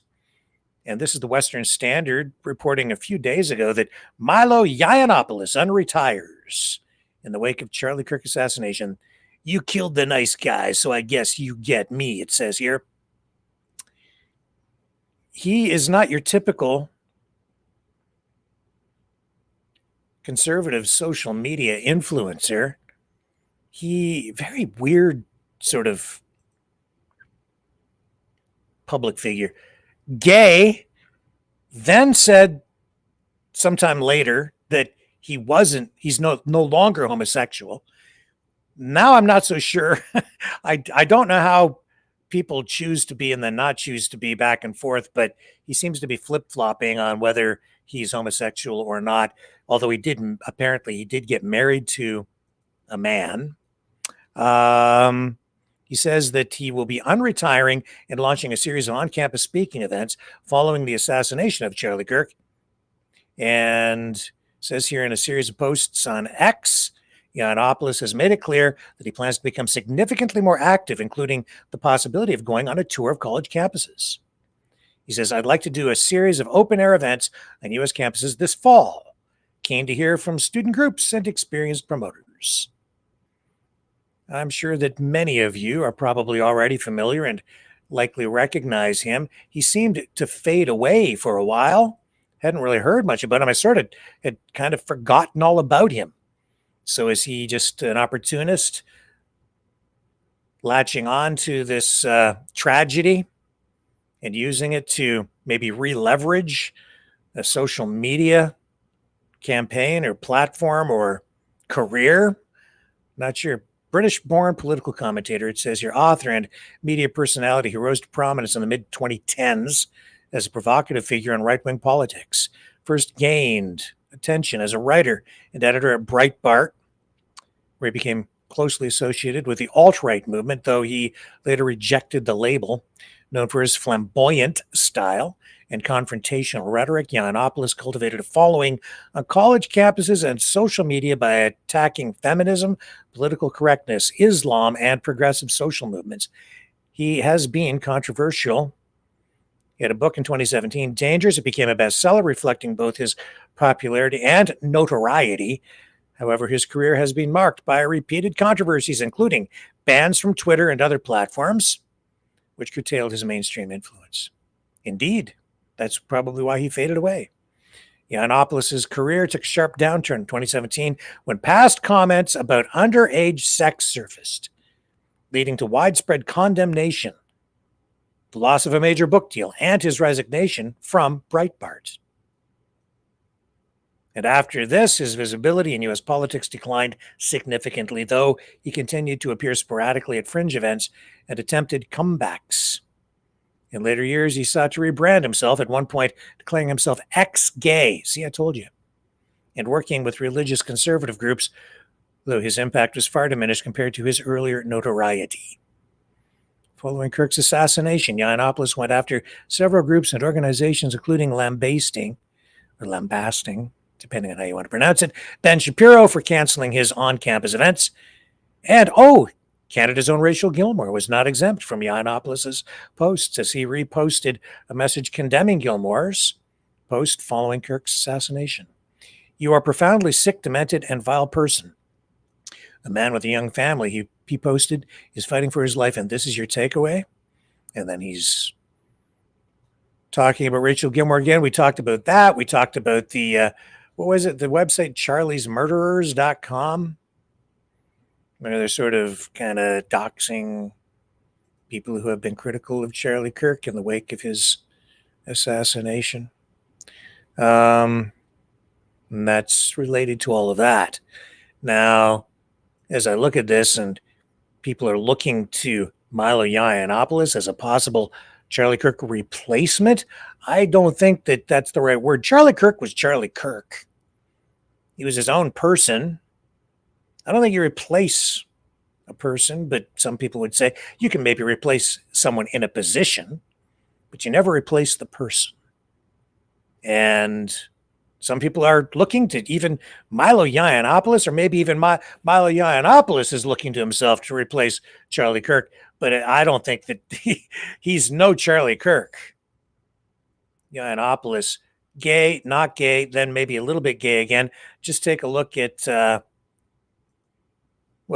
take a look at his social media, these social media feeds. Here's just a little scroll through X, just put his name in and look what you get. Breaking, this is from December of 2024. Milo Yiannopoulos enters hospice care as his body succumbs to AIDS, comforted by troon friend. And I don't think that's true. I don't think he has AIDS. If he does, it certainly hasn't been actually confirmed. What else do we have here? Milo Yiannopoulos, or Milo Haranen, was once once a damaged, if sharp, young man, now a messy drug addict who makes mistakes 24/7 and fails upwards. Milo's getting a job on Capitol Hill. This is from back in February. It works PR for Ye, formerly working for, he did work for Marjorie Taylor Greene. Milo, 21, from London. I'm currently doing philosophy and Japanese at Manchester. Brass. Correct. Ricky Gervais. Correct. The strongest link is Milo, as he was the only player to bank money for the team. Sheet. Correct. Asbo. Correct. Board. Correct. Waters. No water. So Milo, what sort of lawyer are you going to be? I think he'd have something to do with intellectual property or copyright. Oh, not a judge. Well, ideally, it'd be nice to be a High Court judge, but... Wolf. Correct. 6. Correct. Manganese. Correct. Gods. Correct. I. Correct. Great Ormond Street. Correct. Milo. Milo. James. James, why Milo? Because he's younger than me, better looking, and he's wearing our curtains. Milo, you are the weakest link. Goodbye. I'm incredibly annoyed that I got voted out, at such a late stage. James's reason for voting me off was that I was younger than him, which is true, but I'm better looking than him, which is also true, and I'm wearing his curtains, which clearly isn't. Milo. And he kind of got voted off social media at some point, I guess, but this is back in May of last year. Banned in 2016. This is from Mario Knopfel due to involvement in the harassment of actor Leslie Jones.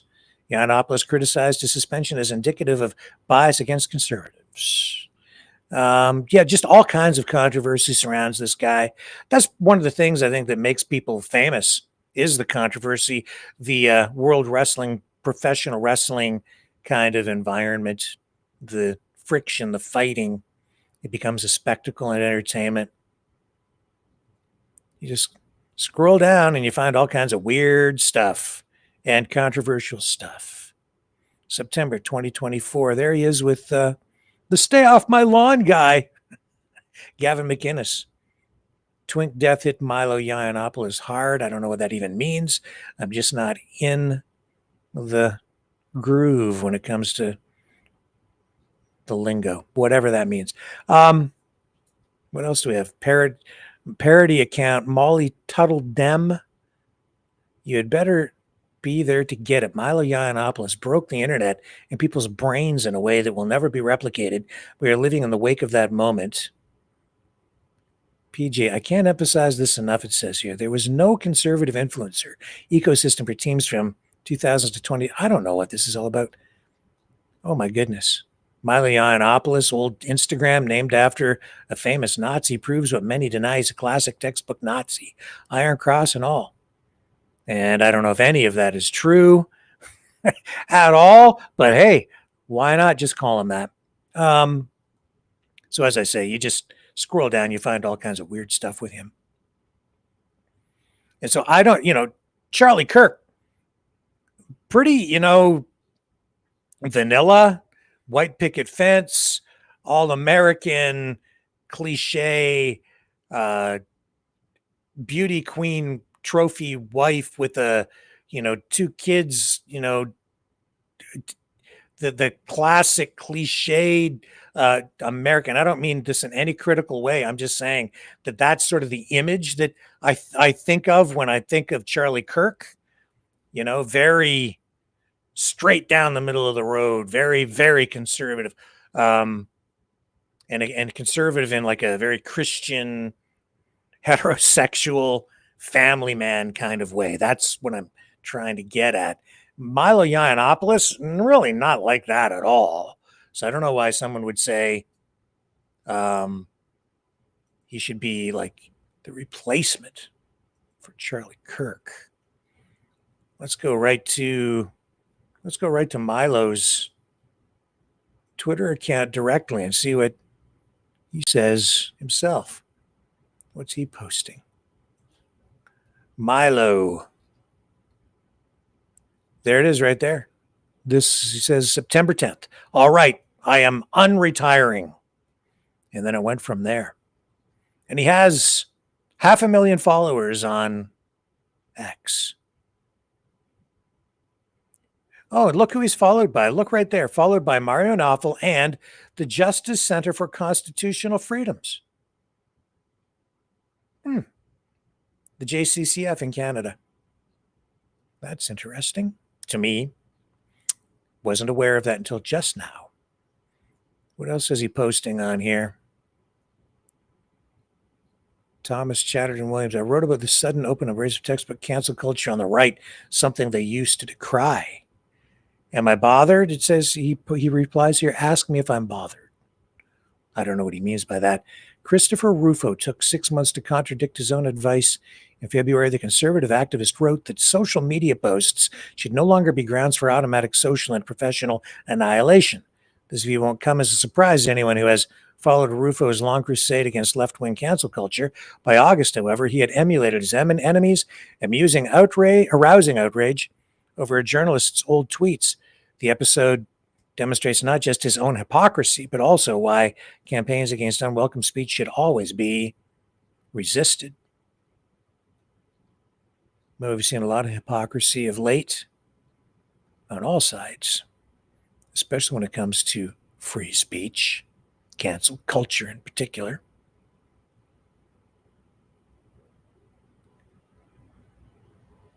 Oh, and there's the one protester out there in Ottawa today is saying that he's an anti-Semite, and then people are saying, "Oh, get out of here! Nobody here is an anti-Semite." I do hear it all the time.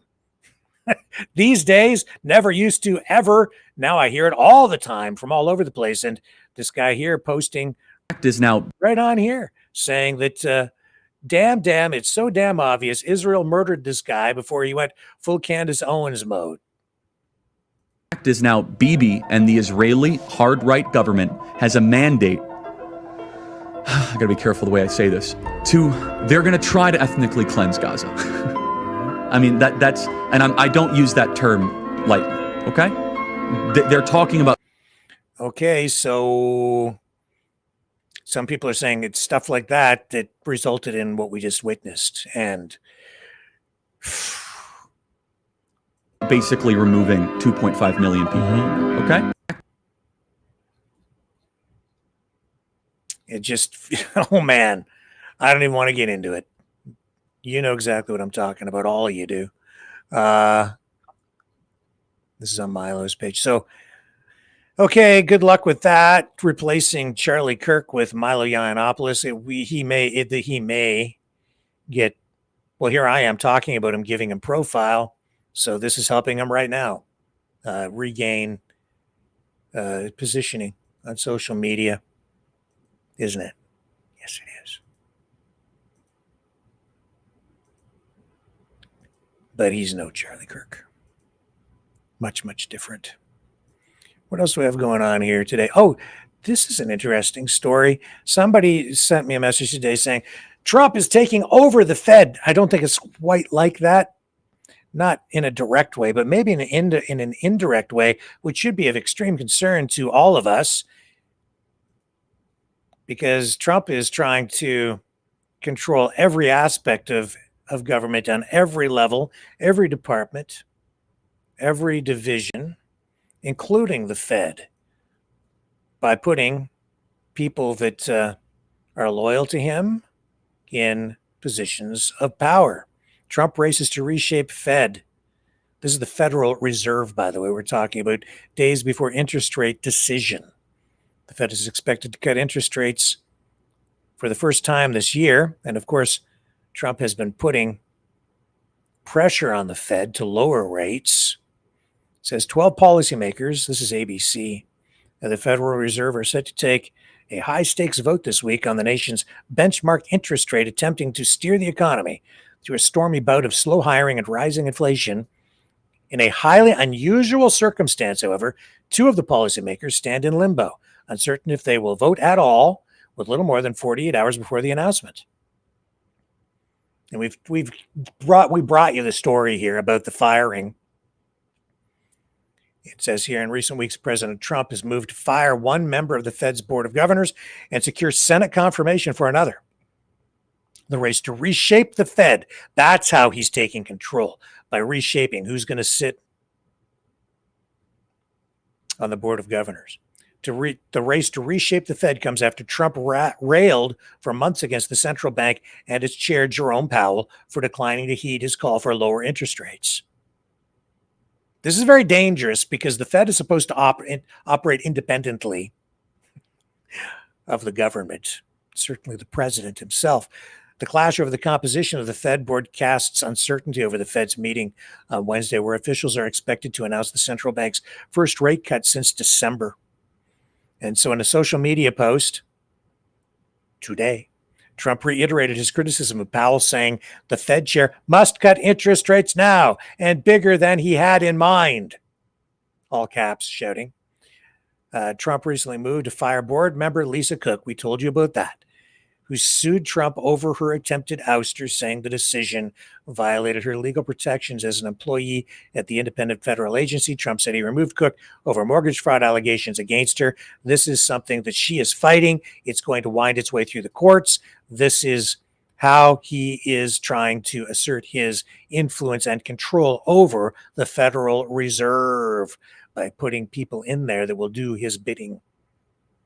Federal law allows the president to remove a member of the Fed board for cause, though no president has attempted such a removal in the 112-year history of the central bank. And it doesn't look like Trump actually has the evidence to push forward and actually have this stick.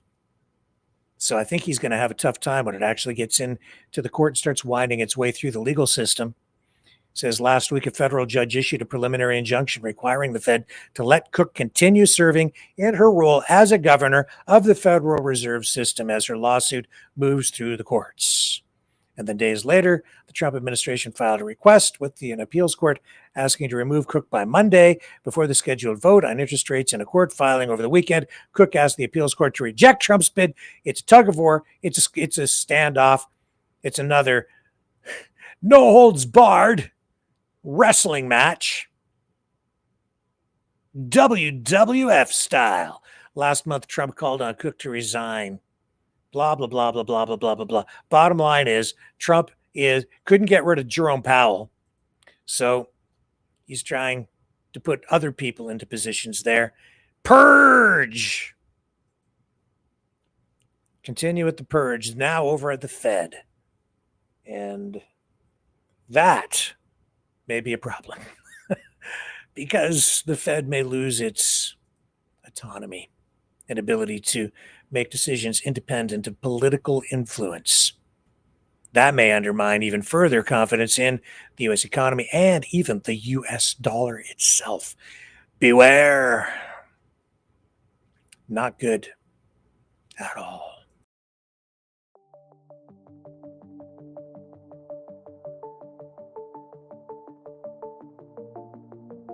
Greetings, brave Mavericks. Our quest for truth continues. We go beyond fake news. Together we expose propaganda. Together we pull others out of rabbit holes. We are maverick thinkers. We are all unique individuals. Defenders of individual rights and freedoms. Credible. Trusted. Grounded in reality. Maverick News. Maverick News. Defending free speech. Free speech.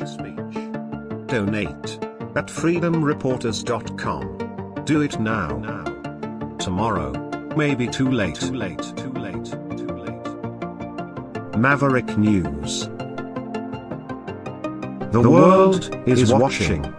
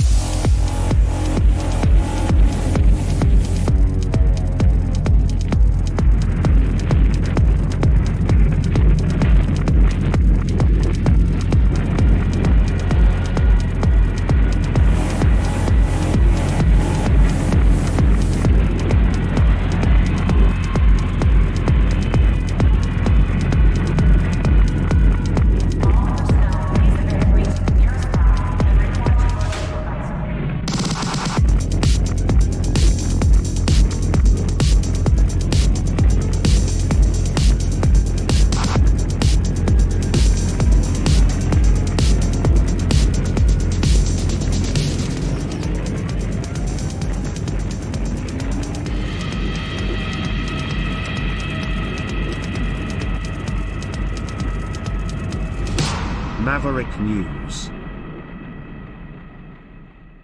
The world is watching. So no way do I mean this in a critical manner toward Charlie Kirk himself, but his death has absolutely been politicized. And like, if you, there's, you can, it's undeniable. And this is a story that, I don't know, this is raising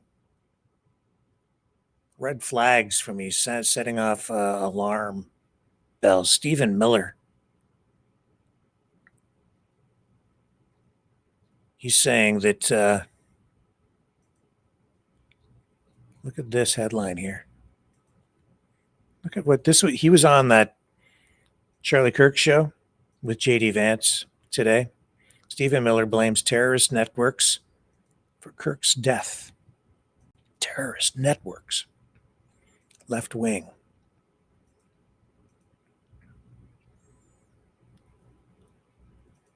Stephen Miller blames terrorist networks for Kirk's death, stoking MAGA outrage.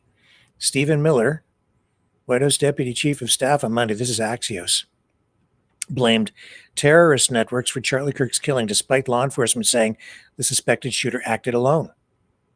Why it matters, members of the MAGA movement, began demanding retribution and calling for war. The Democrats, even before police had arrested a suspect or identified a motive, and President Trump has stoked that furor. That's what it's saying on Axios. So this also making headlines now on other media outlets. Let me take a look here. So is Stephen Miller using the Charlie Kirk assassination as a pretext to go after just political opponents? I see that the death is being used as a political vehicle, a political tool, maybe a political weapon.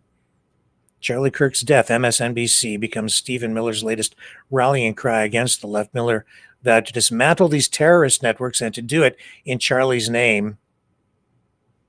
Again, talking about the appearance on the podcast.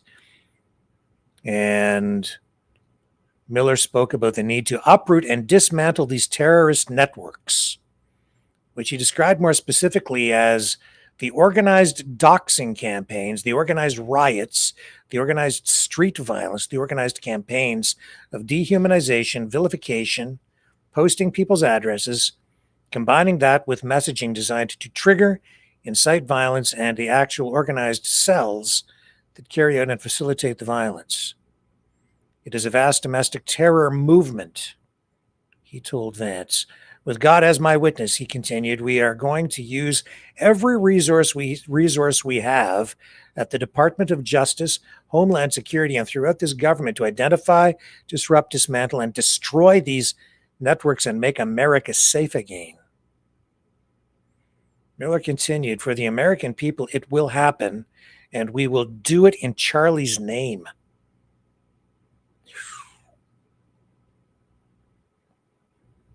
Miller, also Trump's Homeland Security advisor and the reported architect of some of the administration's most contested immigration policies, including family separation, mass deportation, and indefinite detention, has often amplified isolated acts of violence to support sweeping, and critics say cruel, policy shifts. Miller has also repeatedly claimed without evidence that the Democratic Party has been completely radicalized. This does concern me.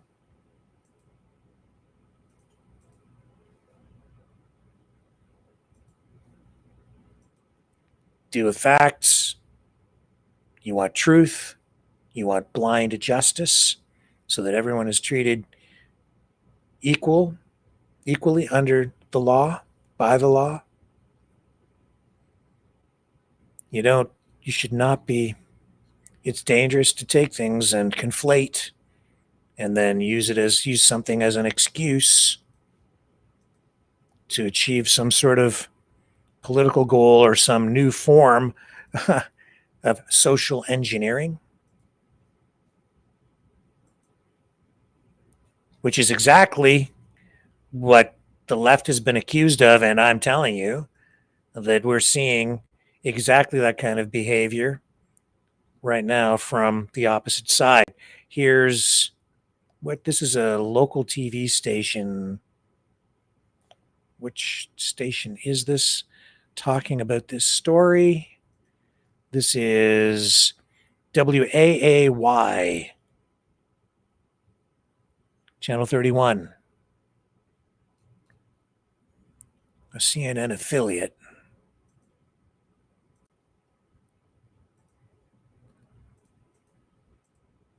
The vice president hosted Kirk's podcast today, and he remembered the MAGA activists with several top officials of the Trump administration, including White House Deputy Chief of Staff Stephen Miller. Notably, Miller told Vance that the White House is going to go after leftist terror networks in the name of Charlie Kirk.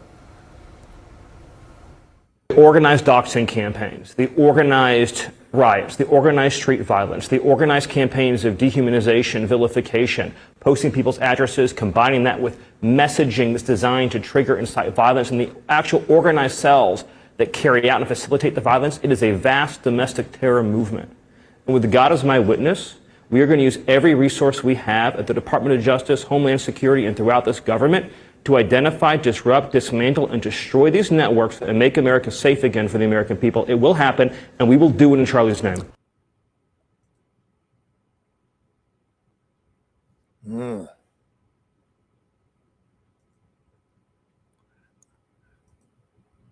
I keep hearing that word terrorist thrown around.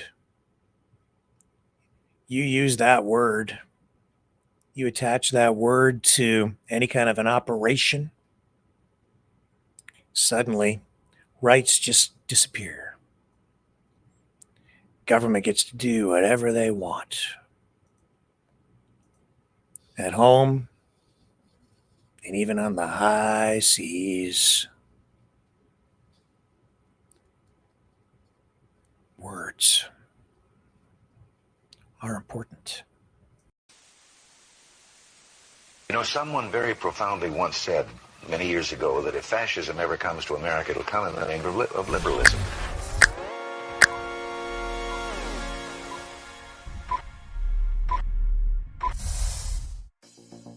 Well, I think it's time we ask ourselves if we still know the freedoms that were intended for us by the Founding Fathers. If we lose freedom here, there's no place to escape to. This is the last stand on earth. The entire world is watching. Every dictator, every crazy dictator in the world is watching.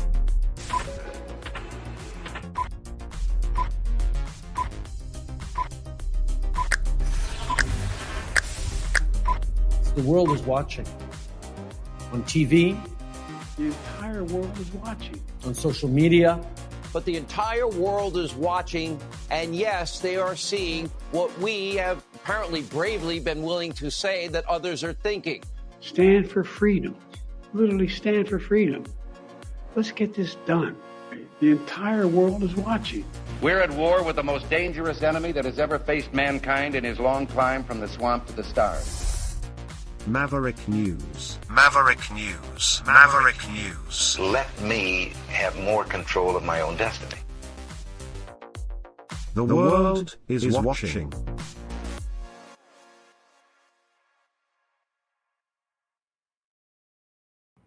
Okay. So, I told you about Danielle Smith, right? And we're talking about terrorists and digital IDs and our new high-tech society, social engineering. And I'm just here. Look at this. I just came across Liz Churchill posting, wow, with regard to Danielle Smith and the digital IDs, the all-in-one digital ID says, get out of Canada while you can. Globalist con artist Danielle Smith introduces the Agenda 2030 Global Digital ID, which is promoted by the WEF, the UN, and the WHO. Yeah. Meanwhile, people are concerned about it have become her biggest cheerleaders, and then come over here and attack me whenever I even mention anything that's critical at all of Daniel Smith, the darling of the conservative movement in Alberta, Stan, which is part of Kanakistan, at least for the moment. Kash Patel, under increasing scrutiny, in large part because of his social media faux pas during the Charlie Kirk assassination investigation, where his FBI twice arrested people who are not the right guy. And Kash Patel posted online saying that they had their killer. I'm paraphrasing. But I'm still pretty damn accurate. This FBI director, Kash Patel, CBS headline. Social media messaging draws critics during Kirk's investigation. Yeah, let's just listen to this. I'm not sure what he's saying here. Influencer Charlie Kirk will face a judge as early as tomorrow. It comes as authorities continue their search for a motive in the killing. But Utah Governor Spencer Cox says 22-year-old Tyler Robinson is not cooperating, and that's despite having family and friends who are. Meanwhile, hundreds gathered in cities across the country to honor Kirk over the weekend. There were vigils in Georgia, D.C., Houston, and in Phoenix, where a memorial outside Kirk's nonprofit Turning Point USA continues to grow. The organization says they will hold a public. And there were vigils, I think, in Calgary, Edmonton as well. I think there was a small one in Red Deer, Alberta. So Alberta is sort of embracing this, not province-wide. Saw some what looked like sizable crowds, conflicting reports on how many, but they got crowds out. Public memorial service next weekend at the State Farm Stadium in Glendale, Arizona, and that venue can hold up to 73,000 people. CBS News reporter Andres Gutierrez joins us now from St. George, Utah. Andres, thank you for your time today. What else are you learning right now about the investigation? Good morning, Mugu. Federal investigators say they now have hard physical evidence linking Tyler Robinson to the crime scene. The FBI director, Kash Patel, this morning confirming that they have pulled DNA from 2 key items. Take a listen. And I can report today that the DNA hits from the towel that was wrapped around the firearm and the DNA on the screwdriver are positively processed for the suspect in custody. And so here in southern Utah, investigators have executed search warrants at the parents' house of Robinson up in Washington, Utah, about 15 minutes north from where I'm at. Here in St. George, this is the apartment complex, Unit 73, where Tyler Robinson lived with his roommate, who apparently is also his romantic partner. According to neighbors out here, there were about 24 FBI agents who showed up late Thursday night, and they worked throughout Friday in pulling boxes of potential evidence out of that particular unit. But again, this DNA evidence now giving them some hard physical evidence linking him to this particular crime scene. And Andres, as you just said there, you are right where Tyler Robinson lived. Who have you spoken to, and what have you learned about Tyler Robinson out there? Yeah, here in the last 72 hours, we have been working the doors, trying to talk to classmates, neighbors, trying to figure out how this individual could have been capable of this heinous assassination. I ended up talking yesterday to Adrian Rivera, who ended up sharing woodworking classes with Robinson in high school. He described Robinson as timid and quiet, someone who was more interested in video games than in politics. He says that he was, as many are out here, absolutely stunned to learn that his former classmate was accused of something like this, saying that he felt shocked, disgusted, and ashamed that something like this happened here. Another classmate that I spoke to late last night, Jada Funk, grew up with Robinson. She remembers him as a kind student, went to elementary and middle school with him, would describe him as a teacher's pet who was always on time. Take a listen to what she told me. I mean, the type of kid that would like remind the teacher to assign homework, and like he's always on time, always a hard worker, a good helper, not really a problem starter. What do you want Americans to know about St. George, Utah and Washington, Utah following this? Just that this doesn't describe kind of who we are and what kind of people we bring out. This was kind of out of the blue for all of us, those who knew him and those who didn't. So I don't think we should really be trademarked by this. I think we have a lot of good people, a lot of good families and stuff. And that was the sentiment also at a vigil that was held at Veterans Park in Washington, Utah, where Robinson's parents live. I also did have a chance to attend the chapel where his parents would go to church. I spoke with their bishop, who declined to talk about the ongoing investigation. There was no mention of what happened on Wednesday's shooting at that particular service. So overall, just a lot of people stunned by what happened. Yeah, I'm sure they are. Still a lot of questions about this. Andres Gutierrez, thank you so much. A lot of questions. I wonder about a lot of things. How did he get? Where's the gun in that backpack? The rifle assembled, disassembled, left in the woods.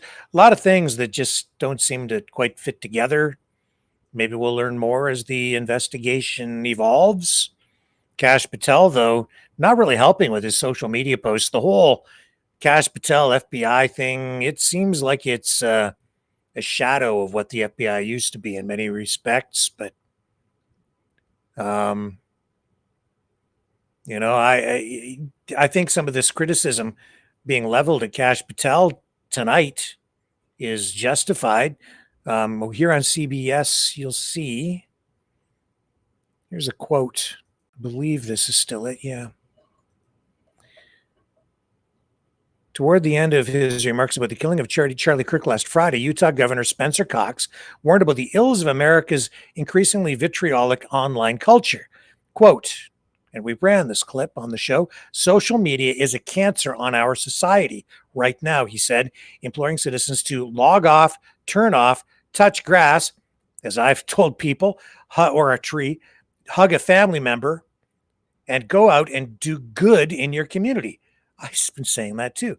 Standing next to him was a stony-faced FBI Director, Kash Patel, who looked like a deer caught in the headlights, frankly, when he walked in there. Looked very confused, out of place, didn't look like he knew what he was doing at all. Didn't even look like he knew where he was going to stand. Certainly didn't look like he was in charge. Kash Patel, a heavy social media user who posts far more frequently than his predecessors in the job, Christopher Wray and James Comey. The juxtaposition did not go unnoticed by Bureau veterans. Quote, this is the heart of the matter. You can be a social media influencer or you can be FBI director. One recently retired special agent told CBS News, quote, but you can't be both. But Patel, it says here, is both, upending the agency's cautious communication culture with a steady flow of online observations and updates. The clash in cultures has never been more clear than it was last week. And this is, I'm going to read this because this is right again hits the nail right on the head. When the FBI chief faced intense scrutiny for his handling of the high-profile case, repeatedly he turned to social media to tout major developments in the case. In some cases, prematurely. Even rookie reporters know better. Hours after the shooting, it says, he posted to his nearly 2 million followers on X at 6:21 p.m. Eastern Time, quote, the subject for the horrific shooting today that took the life of Charlie Kirk is now in custody. Then, less than 2 hours later at 7:59 p.m., he had to backtrack, posting, quote, the subject in custody has been released after an interrogation by law enforcement. Patel sought to address the quick and misleading initial post during a Fox News interview Monday. He goes on here and he says, I was being transparent with working with the public on our findings as I had them, he said. I stated in the message that we had a subject and that we were going to interview him, and we did, and he was released. Could I have worded it a little better in the heat of the moment? Sure. But do I regret putting it out? Absolutely not. Well, you should, because it's that kind of irresponsible posting on social media by a police official of any kind that can jeopardize an investigation, damage reputations, destroy lives. Yeah. Violate people's rights, create legal loopholes through which criminals can escape justice, undermine investigations, give away information that can compromise interrogations of other witnesses. Kash Patel is not qualified, in my opinion, and you can clearly see that's the case right here. He should resign. He's incompetent. Never should have posted this stuff, ever. In fact, I would say that I'll say this: the guy that he identified, if I were him, I would sue Kash Patel and the FBI. And he'd never have to work another day in his life because he didn't do it. Let's take a look.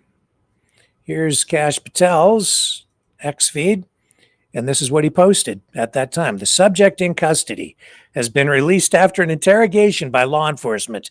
Our investigation continues, and we will continue to release information in interest of transparency. Now look what he posted originally on September 10th. The subject, and look at the wording. I would not have done this even on my first day on the job as a paid professional journalist. I would never word it like this. The subject for the horrific shooting today that took the life of Charlie Kirk is now in custody. Thank you to the local and state authorities in Utah for your partnership with FBI. We will provide updates when available. Now, he doesn't use the guy's name, but the picture and the video had been plastered all over social media.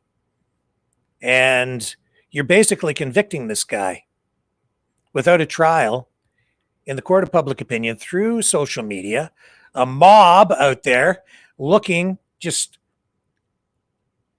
looking for some sort of instant justice, and he's trying to provide it on X. Now, even though he posts hours later that the suspect has been released, he doesn't use the word suspect. He uses the subject in custody has been released.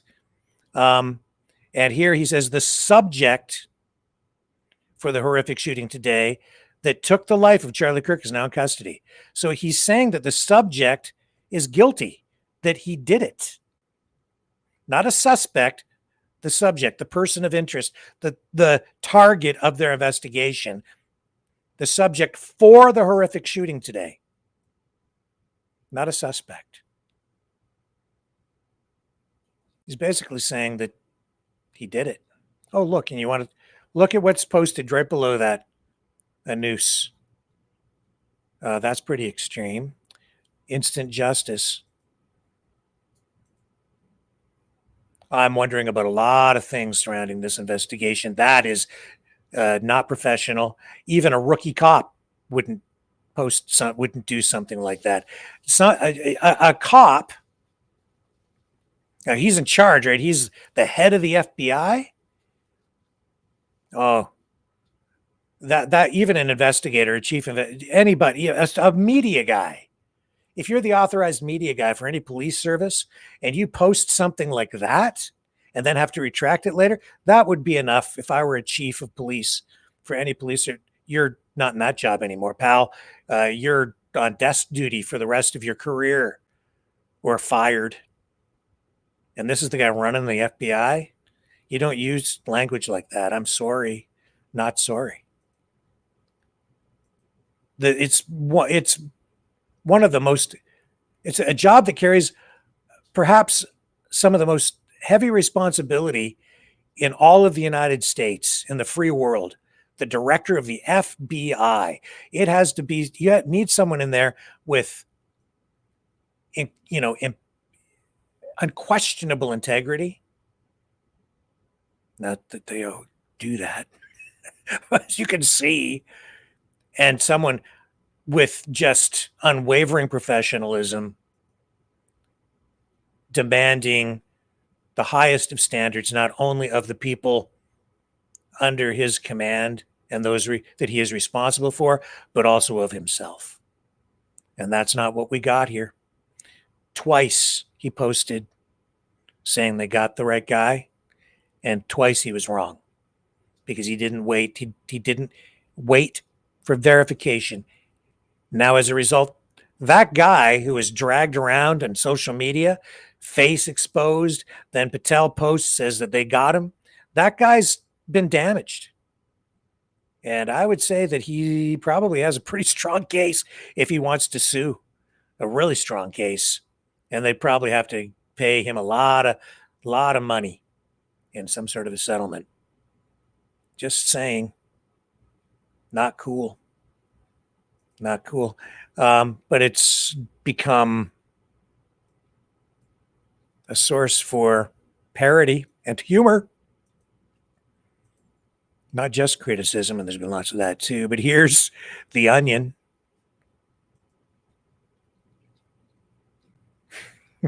Because as you know, he also came out, Kash Patel, and it said that the arrest was because of the great work that the FBI had been doing. And yet we know that really the suspect was turned in, or turned himself in, or his family members turned him in, actually. So the FBI didn't have to do anything. Ultimately, they put his picture out there, but the guy admitted, I guess, that he did it. Says desperate Kash Patel asks, this is The Onion, this is a joke. Desperate Kash Patel asks shooter's family if they can solve any other cases. Even in the darkest of moments, there is a lining of humor sometimes. And also in that vein tonight, if I still have it here,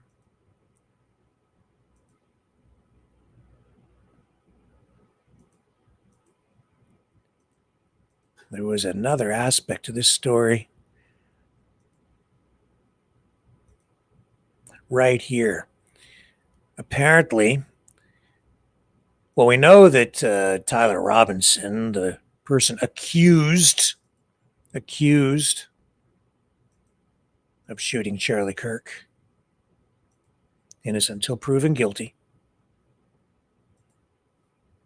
is not cooperating with the authorities. That's what we're told. But we're also seeing reports tonight that he admitted his guilt in his Discord chat 2 hours before he was turned in, handed over to the FBI, not because they went and caught him. Apparently, we're told that he posted in his Discord, "Hey guys, I have bad news for you all. It was me at UVU yesterday. I'm sorry for all this. I'm surrendering through a sheriff friend in a few moments. Thanks for all the good times and laughs." Here's how Fox News reported this.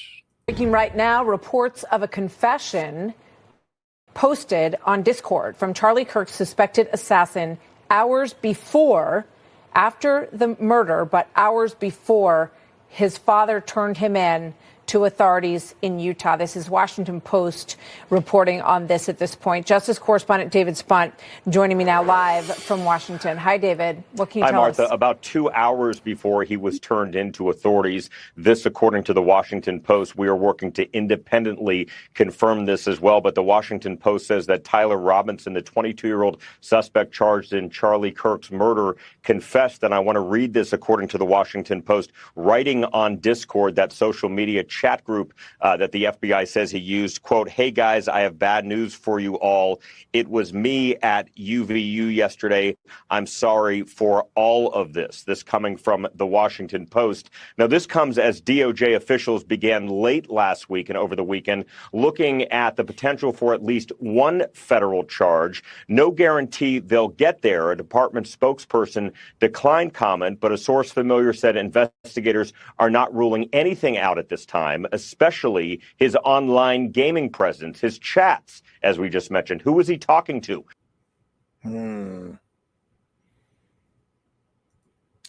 Interesting, very interesting.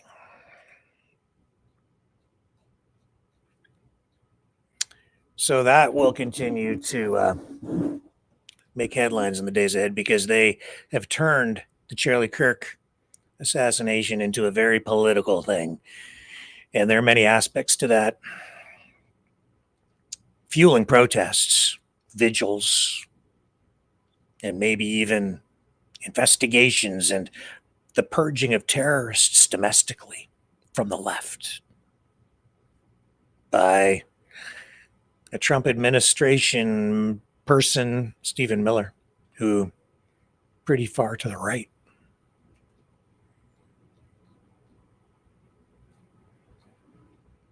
The Great Purge makes me want to tune everything out. So let's do that as we prepare to tune out for tonight. Let's just tune out of politics for a moment and focus on something happy. Let's turn some sadness into something happy. How about a video of a dog that was missing for 2 weeks and then was found, rescued, and when it came home, the dog's best friend, the house cat, greeted his lost and now found best friend in this way.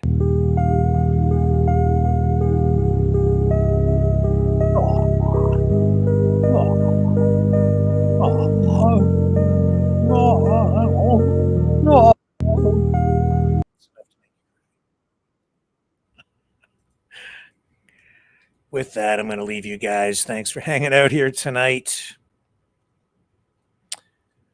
I'll do my best to be back here tomorrow night again, 7 p.m. Eastern. What am I going to leave you with here tonight? Well, what choice do I have? You know the song. See you tomorrow on the flip side.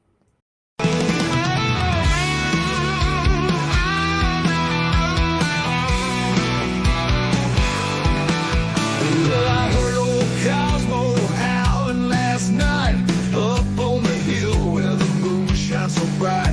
He was singing a tune, lonesome dogs cry about freedom, running and touching the sky. If I leave here tomorrow, would you still remember me? Cosmo's free, running wild, wild as the wind can be. He's a free dog, he's a free dog, he's a free dog. Cosmo's got them paws that just itch to roam. He's chasing his dreams, he's far from home.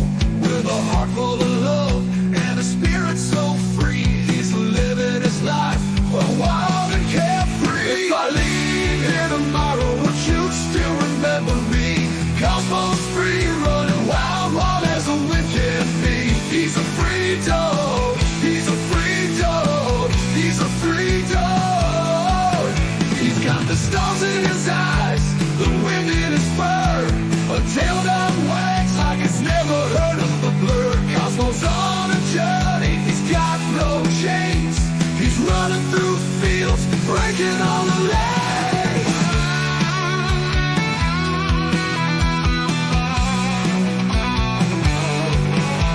Now the night's getting cold and the sky's turning gray, but Cosmo's still out there, he's miles away.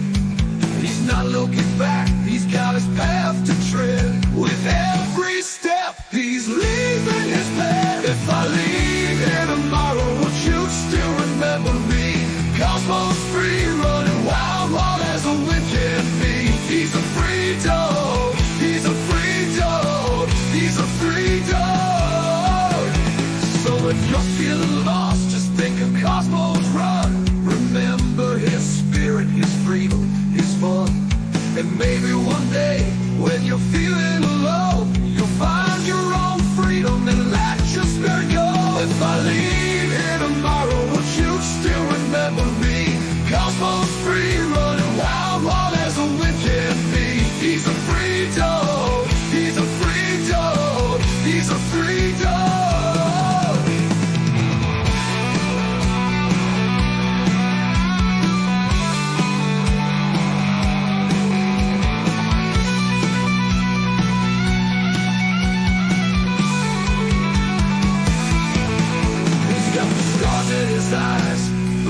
in his fur, a tail that wags like it's never heard a bird, a heart full of love and a spirit so free.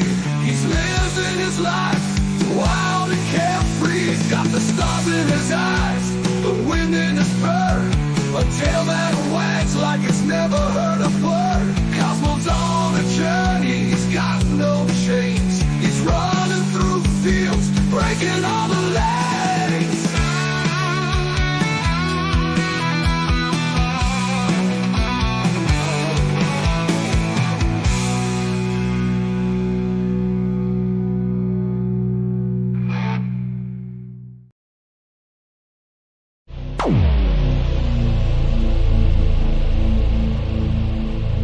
This has been a Maverick Multimedia production.